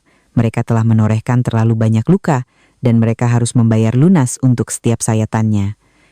Setelah memblokir akses komunikasi langsung, aku memutuskan inilah saat yang tepat untuk menjatuhkan bom psikologis mematikan. Aku ingin mereka hidup dalam teror kecemasan tingkat dewa. Bukan takut pada preman kampung, melainkan takut pada kekuatan raksasa tak kasat mata yang bisa meremukkan tulang mereka tanpa bersentuhan. Aku memberikan instruksi tegas pada pengacara Surya. "Pak Surya, hubungi nomor telepon rumah keluarga Bima, gunakan kapasitas Anda sebagai kuasa hukum utama Yayasan Anugrah. Saya tegaskan, harus telepon rumah. Karena saya tahu kebiasaan Ibu Hartati yang selalu loudspeaker telepon rumah agar bisa didengar semua orang." Eksekusi dilakukan sore harinya. Ibu Hartati yang mengangkat telepon. "Halo, dengan kediaman Bapak Aryo?" Iya benar. Ini dari mana?" "Selamat sore. Saya Surya Dharma, perwakilan divisi hukum dari Trust Fund Yayasan Anugrah." Suara pengacara Surya menggema dengan nada bariton yang profesional, dingin, dan penuh intrik kekuasaan. "Saya menelepon untuk menyampaikan notifikasi hukum terkait putra Anda, Bima Saputra." Mendengar kata hukum dan yayasan, nyali Ibu Hartati langsung menciut. "Yayasan? Yayasan apa, Pak? Bima ada urusan apa?" "Ibu, berdasarkan hasil audit internal investigasi kami menemukan bukti kuat bahwa Bima Saputra telah mencatut dan menyalahgunakan nama besar proyek-proyek afiliasi Yayasan Anugrah untuk menghimpun dana ilegal dari pihak ketiga. Lebih dari itu, Bima Saputra juga terindikasi melakukan serangkaian manipulasi transaksi finansial yang secara masif mencoreng reputasi global yayasan kami. Kami memiliki seluruh alat bukti elektronik yang diperlukan." Rentetan kalimat formal dari pengacara Surya menghantam wajah Ibu Hartati layaknya batu bata. Ia tergagap, panik setengah mati. Tidak mungkin, Pak. Bapak pasti salah orang. Anak saya itu anak baik-baik. Gak mungkin dia berani macem-macem sama yayasan besar." Pengacara Surya sama sekali tak merespons pembelaan cengeng itu. Yayasan Anugrah tidak menerima negosiasi atas tindak pidana fraud. Atas instruksi Dewan Direksi, kami akan resmi mendaftarkan gugatan perdata sekaligus laporan pidana terhadap Bima Saputra atas dugaan penipuan berkelanjutan dan penggelapan. Selain itu, kami juga telah memblacklist Bima Saputra di seluruh konsorsium perbankan dan mitra bisnis jaringan kami. Ya Allah, jangan Pak. Saya mohon, jangan penjarakan anak saya. Ibu Hartati menjerit histeris. Dia cuma lagi hilaf.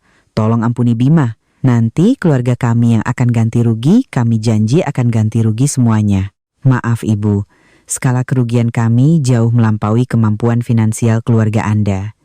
Ini menyangkut integritas dan supremasi hukum. Pemberitahuan dari saya cukup sampai di sini. Semoga keluarga Anda bersiap untuk proses hukum selanjutnya. Klik. Pengacara Surya menutup telepon dengan elegan, memotong semua ruang bagi Ibu Hartati untuk meratap lebih lanjut. Aku bisa membayangkan bagaimana histerisnya kondisi rumah itu setelah telepon dimatikan. Mereka tak tahu siapa dan seberapa mengerikannya Yayasan Anugrah. Yang mereka tahu, Bima baru saja membangunkan naga raksasa yang sedang tidur, dan napas api sang naga akan segera membakar Bima ke dalam jeruji besi. Prediksiku tepat. Hanya berselang 15 menit kemudian, sebuah nomor baru yang belum kublokir meneleponku. Itu Bima. Suaranya di seberang sana bukan lagi marah, melainkan bergetar karena ketakutan yang tak tertahankan. Andini, ini ulahmu kan? Kamu kan dalang di balik semua ini? Yayasan Anugrah Keparat itu punya kamu, kan? Kamu mau matiin aku pelan-pelan ya? Aku tertawa mengejek. Ngomong apa sih kamu Bim? Aku nggak paham. Kamu bikin masalah sama bos besar di luar sana. Kenapa kamu malah nuduh aku? Jangan pura-pura bodoh Dini, jerit Bima. Nama Anugrah itu, kalau bukan kamu siapa lagi? Dini, aku mohon ampun. Aku tahu aku salah besar. Aku bangsat. Tolong lepasin aku sekali ini aja. Kamu minta berapapun aku bayar. Aku rela jadi babu buat kamu, asalkan jangan masukin aku ke penjara Dini. Aku mohon. Di background telepon itu, aku bisa mendengar suara raungan tangis Ibu Hartati dan jeritan panik Lina. Ngapain kamu nelpon perempuan itu? Dia yang bikin kita hancur lebur? Teriak Lina. Lalu dibalas bentakan Bima, diam kalian. Kalau aku nggak ngemis sama dia, kita semua bakal mati di jalanan. Harmoni suara kepanikan, saling hujat, dan keputusasaan yang sangat memanjakan telinga. Aku berdeham pelan, membalas dengan nada tanpa beban, Bima Saputra, siapa yang menabur angin, dia yang menuai badai. Urus saja masalahmu sendiri. Lalu kumatikan telepon itu dan langsung kublokir nomornya. Mulai detik ini, mereka akan hidup dengan jantung yang berdetak tak keruan setiap kali ada tamu yang mengetuk pintu. Menunggu dengan panik kapan surat panggilan dari kepolisian atau pengadilan akan tiba. Mereka tak akan pernah tahu bahwa gugatan hukum itu sebenarnya tidak pernah ada. Itu hanyalah teror psikologis semata. Tapi bagi orang-orang serakah seperti mereka, teror ancaman yang tak kunjung datang jauh lebih menyiksa kejiwaannya ketimbang hukuman itu sendiri. Setelah sukses menebar benih paranoia di kepala keluarga Bima, tiba saatnya aku membuat perhitungan matematis yang sangat detail. Bukan karena aku butuh uang receh mereka, tapi aku ingin menghapus bersih seluruh jejak dedikasiku di keluarga Benalu itu. Semua pengorbanan yang tak pernah mereka hargai akan kutarik kembali hingga rupiah terakhir. Aku duduk di meja kerjaku, membuka buku catatan, dan mulai merinci satu persatu. Gelang emas 24 karat seberat 20 gram.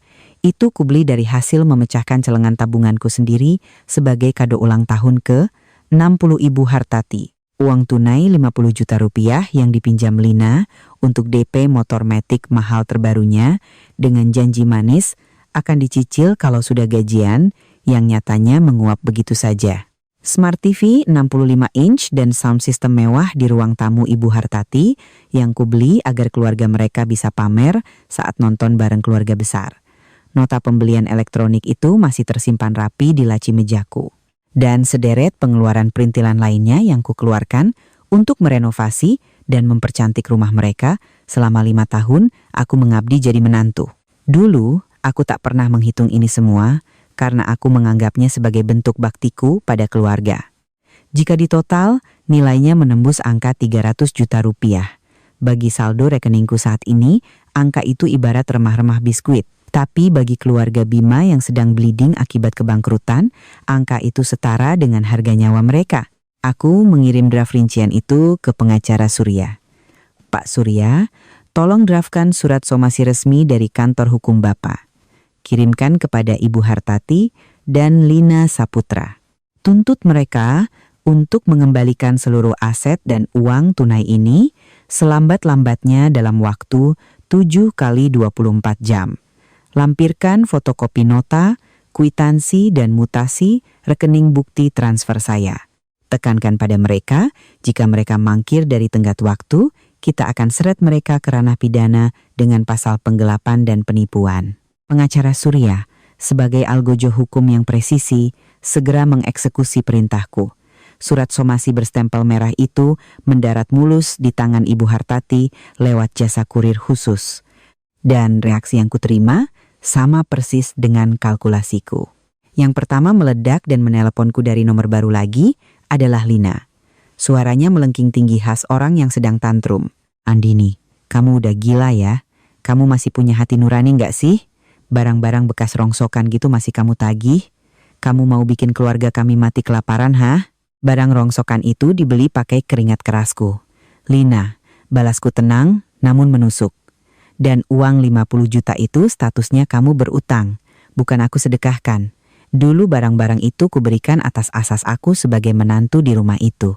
Sekarang, karena aku sudah ditendang keluar oleh kalian, sah-sah saja dong aku mengambil kembali hak propertiku. Ingat, waktumu cuma 7 hari. Kamu pikir aku takut? Aku nggak mau bayar, mau apa kamu? Tantangnya pongah. Ya tidak apa-apa, kita ketemu saja di pengadilan negeri, ujarku santai. Cuma aku kasihan saja sama kamu. Gadis muda, belum menikah, tapi sudah punya SKCK bernoda kasus penggelapan uang. Kira-kira nanti kalau melamar kerja atau nyari calon suami, bakal susah nggak ya? Skakmat. Keheningan langsung menyelimuti ujung telepon. Aku sangat tahu titik lemah Lina. Anak itu boleh saja bermulut besar, tapi ia sangat memuja image dan masa depannya sendiri. Setelah Lina, disusul panggilan dari Ibu Hartati. Kali ini tak ada lagi tangis meraung. Yang ada hanyalah perpaduan aneh antara mengomel dan mengutuk pelan. Dini. Kok hatimu jadi sehitam ini sih, Nak? Gelang emas yang ibu pakai tiap hari ini kan kenang-kenangan. Tegak kamu narik barang yang udah nempel di badan orang tua, kamu gak takut kualat sama Gusti Allah? Maaf Bu, waktu ibu dan sekeluarga berkomplot menipu saya, apa ibu sempat kepikiran takut kualat sama Allah? Skakku tanpa basa-basi. Saya cuma mengambil apa yang jadi hak saya. Kalau ibu tidak mau mengembalikan, silakan saja. Tapi siap-siap saja, ibu dan Lina akan menyusul Bima berurusan dengan polisi. Bima kan kasus hukumnya sudah banyak, kalau ditambah satu kasus lagi dari saya, kayaknya sih nggak masalah buat dia. Ancamanku adalah peluru mematikan. Bayang-bayang Yayasan Anugerah yang mengerikan sudah merusak mental mereka.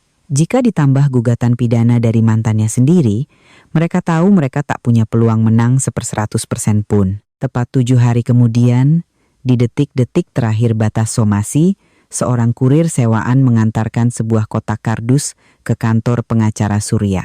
Di dalamnya terdapat gelang emas 20 gram, beberapa perhiasan remeh, dan sebuah amplop coklat berisi uang tunai 50 juta rupiah.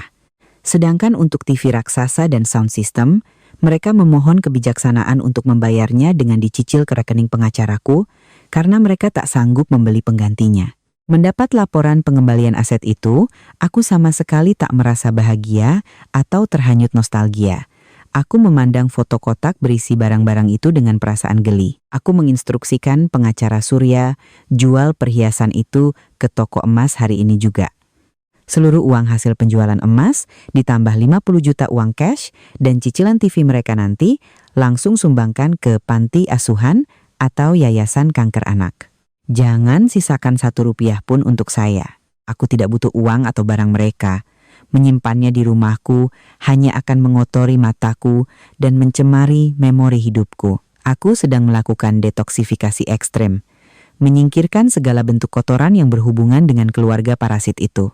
Baktiku selama 5 tahun telah mereka buang ke selokan.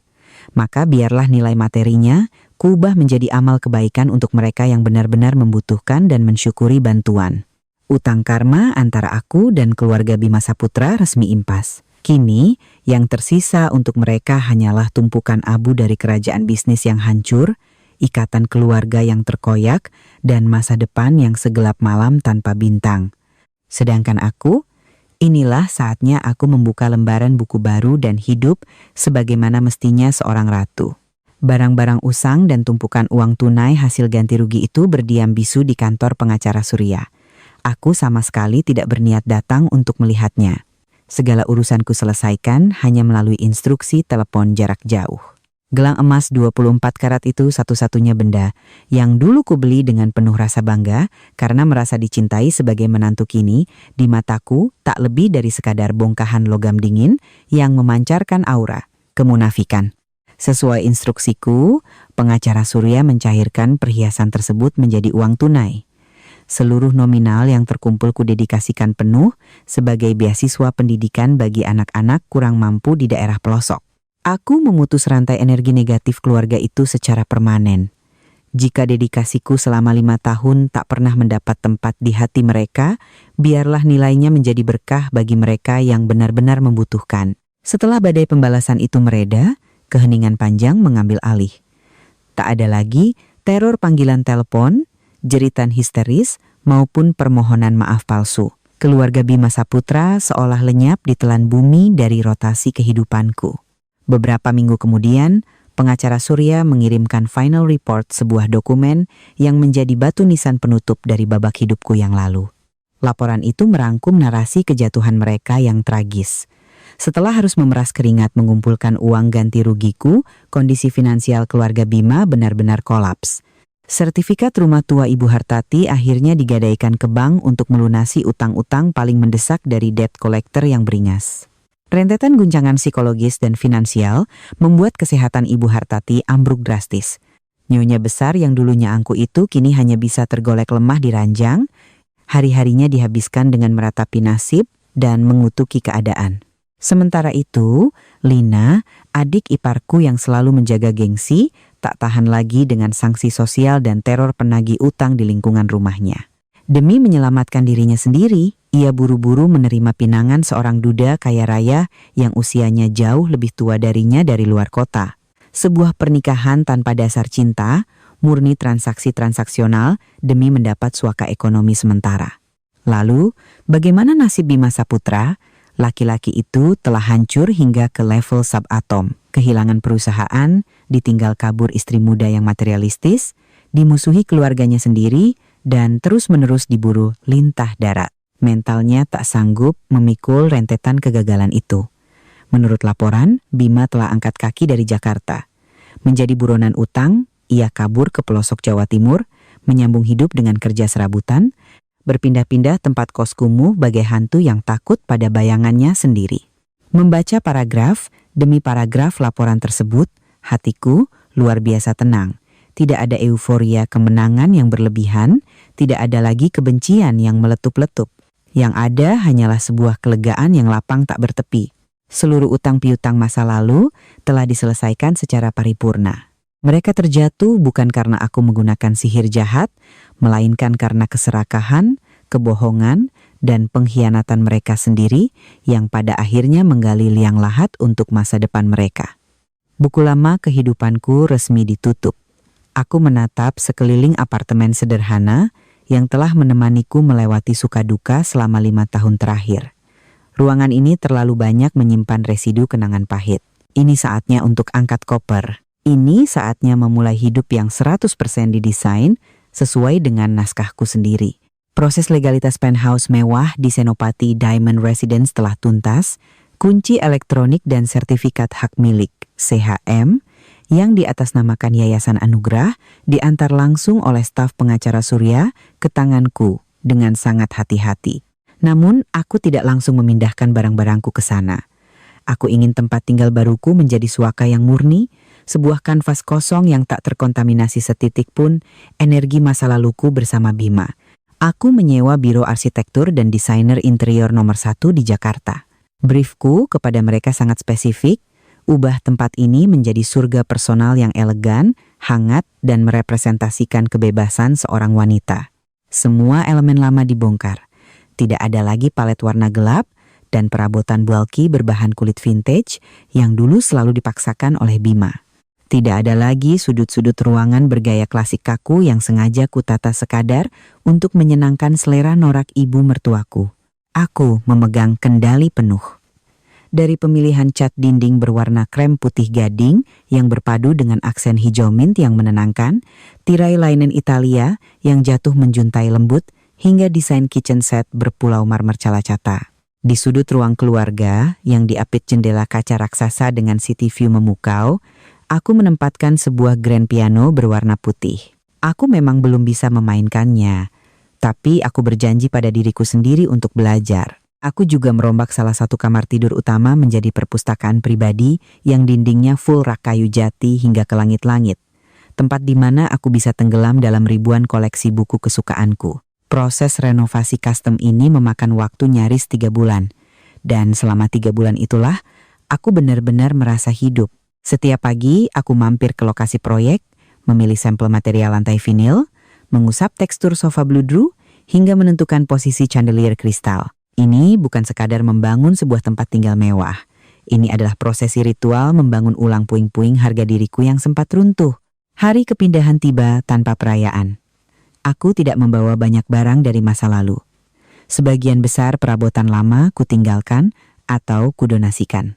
Aku hanya mengepak beberapa potong pakaian santai favoritku, koleksi novel, dan bingkai foto mendiang kedua orang tuaku. Aku menyetir sendiri mobil SUV premium Eropa yang baru kubeli, desainnya sleek, elegan, namun tidak flashy, menuju pelataran parkir apartemen lamaku untuk terakhir kalinya. Aku tidak turun dari mobil. Dari balik kaca kemudi, aku menengadah menatap deretan jendela apartemen tua itu cukup lama. Di sanalah aku pernah memasak dengan penuh cinta, menangis diam-diam, berharap keajaiban, hingga akhirnya dihancurkan oleh keputusasaan terdalam. Kini semua itu hanyalah fragmen memori yang tak lagi punya kuasa melukaiku.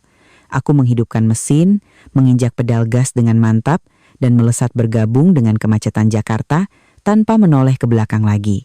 Penthouse P01 di Senopati Diamond Residence menyambut kedatanganku dengan siraman cahaya matahari sore yang keemasan dan sensasi lapang yang mendebarkan.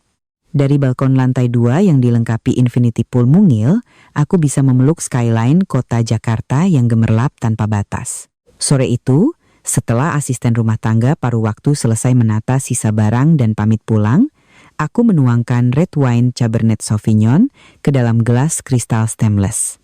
Aku melangkah keluar ke balkon, membiarkan angin senja Jakarta membelai lembut rambutku yang kugerai bebas. Di bawah kakiku, lautan lampu kota mulai berpendar layaknya ribuan galaksi Bima Sakti. Aku menyesap wine itu pelan, membiarkan aftertaste pahit manisnya menari di lidahku. Untuk pertama kalinya dalam sejarah hidupku, aku merasakan kemerdekaan absolut dan kedamaian yang utuh. Tidak ada lagi alarm untuk bangun menyeduhkan kopi bagi suami yang egois. Tidak ada lagi paksaan untuk memasang senyum palsu demi menyenangkan ibu mertua yang toksik. Napas ini, udara ini, dan waktu ini. Seluruhnya adalah milikku seutuhnya. Kehidupan baruku mengalir dengan ritme yang lambat, indah, dan syarat akan makna. Rekening bank dengan digit yang tak masuk akal itu tidak mengubahku menjadi sosialita dangkal yang gila belanja tas branded untuk validasi publik. Uang dalam jumlah masif itu justru membeli sesuatu yang paling mahal di dunia, waktu dan kebebasan bereksplorasi. Aku mengikuti kelas ikebana, seni merangkai bunga Jepang, mendalami seni seduh teh Gong Fu Cha, dan mulai rutin memanggil guru privat untuk belajar piano klasik. Di sore hari, alih-alih berkutat dengan bawang merah dan wajan gosong, aku kini tenggelam dalam wangi bebungaan segar, belajar menemukan filosofi ketenangan di setiap tarikan napas saat menyeduh teh, atau frustrasi, menertawakan jemariku yang kaku saat menekan tuts piano mencari chord lagu Chopin. Tak puas hanya di darat, aku menantang diriku keluar dari zona nyaman. Aku mendaftar kelas renang profesional dan sukses mendapatkan sertifikat scuba diving. Aku berkeliling dunia, menyelami palung laut, dan menembus batas ketakutanku sendiri. Dari kelas-kelas hobi itulah, aku menemukan circle pertemanan yang baru, Wanita-wanita independen, cerdas, berkarisma, dan memancarkan vibrasi positif. Mereka tidak tahu menahu soal harta triliunanku atau masa laluku yang kelam. Di mata mereka, aku hanyalah Andini, wanita lajang yang elegan, pecinta seni, dan punya passion traveling. Berada di frekuensi mereka membuatku bisa bernapas tanpa filter, tanpa perlu memakai topeng kepalsuan. Sekali waktu, pengacara Surya Dharma akan meneleponku untuk memberikan briefing finansial. Portofolio investasi yang dikelola Yayasan Anugerah terus meroket, mencetak dividen yang membuat kekayaanku beranak pinak melebihi jumlah awal. Suatu hari, di sela-sela laporan saham blue chip, suara pengacara Surya sedikit ragu. Bu Andini, sekadar laporan penutup. Proses likuidasi pilot perusahaan Bima Saputra telah dieksekusi final oleh kurator negara. Semua sisa aset, mulai dari kursi kantor hingga mobil operasional, sudah dilelang murah untuk membayar utang pajak dan menambal pesangon karyawan. Baguslah, responsku tenang sambil menggunting ujung tangkai bunga mawar putih di vas. Kabar itu tak lagi menimbulkan riak di hatiku. Ada satu hal lagi, Bu, lanjut pengacara Surya. Ibu Hartati, Ibunda Bima, beberapa minggu ini sering menelepon ke kantor kami. Beliau mengemis minta nomor kontak pribadi dan alamat ibu. Beliau bilang, beliau ingin bertemu ibu untuk bersujud minta maaf. Sesuai protokol pengamanan privasi, kami selalu menolak memberikan akses apapun. Bapak melakukan hal yang tepat. Tolong terus blokir semua aksesnya. Jawabku tegas. Permintaan maaf yang terlambat karena kondisi bangkrut bukanlah permintaan maaf, melainkan manipulasi rasa kasihan. Memaafkan mungkin mudah, tapi melupakan kejahatan mereka adalah kebodohan. Aku tidak akan mengizinkan satupun dari anggota sirkus keluarga itu mencemari oksigen di kehidupanku yang sekarang. Suatu sore akhir pekan, aku sedang menyetir Audi putihku dan melewati sebuah restoran fine dining Prancis di bilangan Sudirman.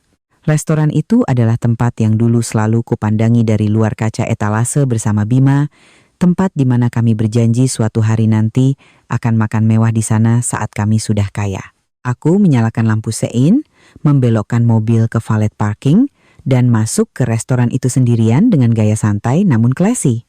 Aku memesan menu tasting course paling mahal, escargot, foie gras, dan wagyu A5 makanan yang dulunya hanya berani kuimpikan dalam tidur. Makanan itu memang luar biasa lezat, namun sensasi bahagia yang kurasakan tidak datang dari tekstur daging mahalnya. Kebahagiaan sejati itu mekar dari realita bahwa aku bisa berjalan ke tempat termahal manapun di bumi ini, duduk dengan kepala tegak, dan memesan apapun yang aku inginkan atas usahaku sendiri, tanpa perlu menunggu traktiran laki-laki, atau memelas minta belas kasihan siapapun. Hidupku kini dikelilingi oleh afirmasi positif. Aku belajar mencintai pantulan wajahku di cermin, memvalidasi perasaanku sendiri, dan memberikan yang terbaik untuk ragaku. Luka sayatan di hatiku mungkin akan selalu meninggalkan bekas keloid yang samar, namun rasa nyerinya telah sirna seutuhnya. Luka itu kini berubah menjadi tato pengingat.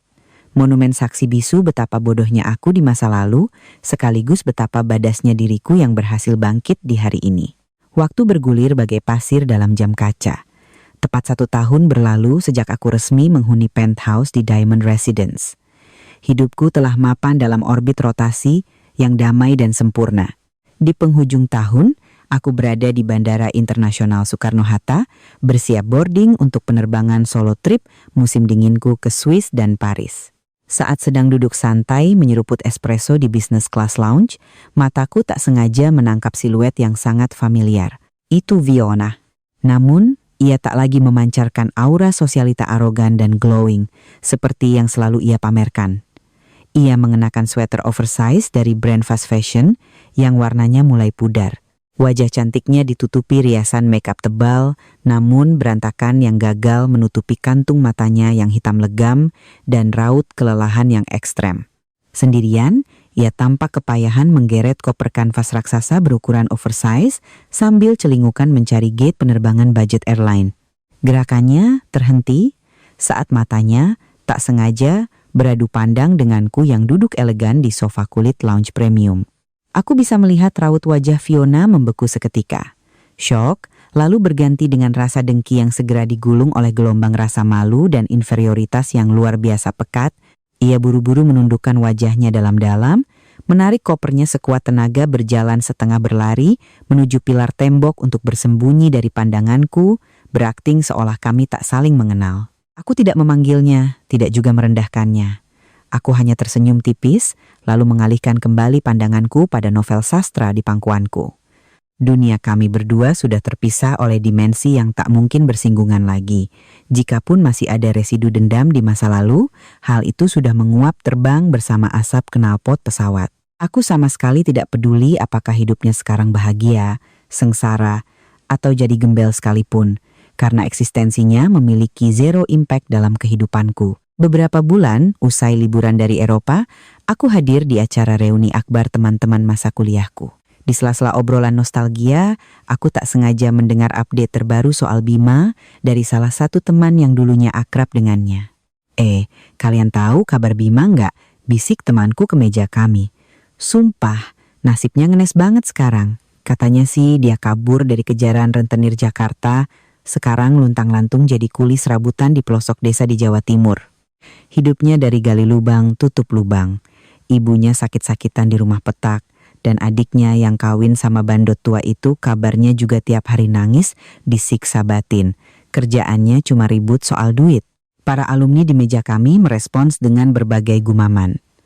Ada yang mendecakkan lidah merasa iba, ada pula yang mencibir dan menyimpulkan bahwa itu murni buah karma dari karma buruknya sendiri. Aku duduk mendengarkan narasi itu sambil mengaduk teh hangatku dengan tenang. Aku tak ikut menimpali, apalagi bersorak gembira. Bagaimana mereka hidup, bagaimana mereka mati, itu adalah konsekuensi dari tiket takdir yang mereka beli sendiri. Ketika mereka bersekongkol membuangku ke jalanan dengan cara yang paling biadab, pada detik itu juga mereka telah memutar kemudi nasib mereka sendiri menuju jurang kehancuran. Aku tak punya ruang lagi untuk menyalahkan atau menertawakan, hatiku benar-benar seringan kapas. Andini, versi lama. Perempuan naif yang rela kehilangan jati diri demi mengabdi pada suami parasit dan keluarga mertua yang toksik. Perempuan yang meletakkan kunci kebahagiaannya di saku orang lain. Perempuan itu sudah benar-benar mati. Andini yang berdiri di sini hari ini adalah manifestasi dari seorang ratu yang bebas, merdeka secara finansial, dan sangat sadar di mana mahkota nilainya diletakkan. Aku memiliki kekayaan yang tak akan habis 7 turunan. Aku memiliki kebebasan waktu, sahabat-sahabat yang positif, dan yang paling krusial, aku memiliki kedamaian batin yang tak ternilai harganya. Sembari menatap keluar jendela restoran tempat reuni diadakan, aku melihat gemerlap kota Jakarta yang tak pernah lelah berpendar. Nun jauh di ufuk timur, semburat cahaya keemasan sang fajar mulai mengintip, menandakan kelahiran hari yang baru. Jalan hidupku ini persis seperti metafora sang fajar. Setelah terperangkap dalam malam yang panjang, pekat, dan membekukan tulang, akhirnya cahaya matahari itu merekah menerangi semestaku. Dan aku sangat yakin, rute perjalanan yang membentang di hadapanku masih akan sangat panjang, sangat luas, dan akan terus bermandikan cahaya yang menyilaukan.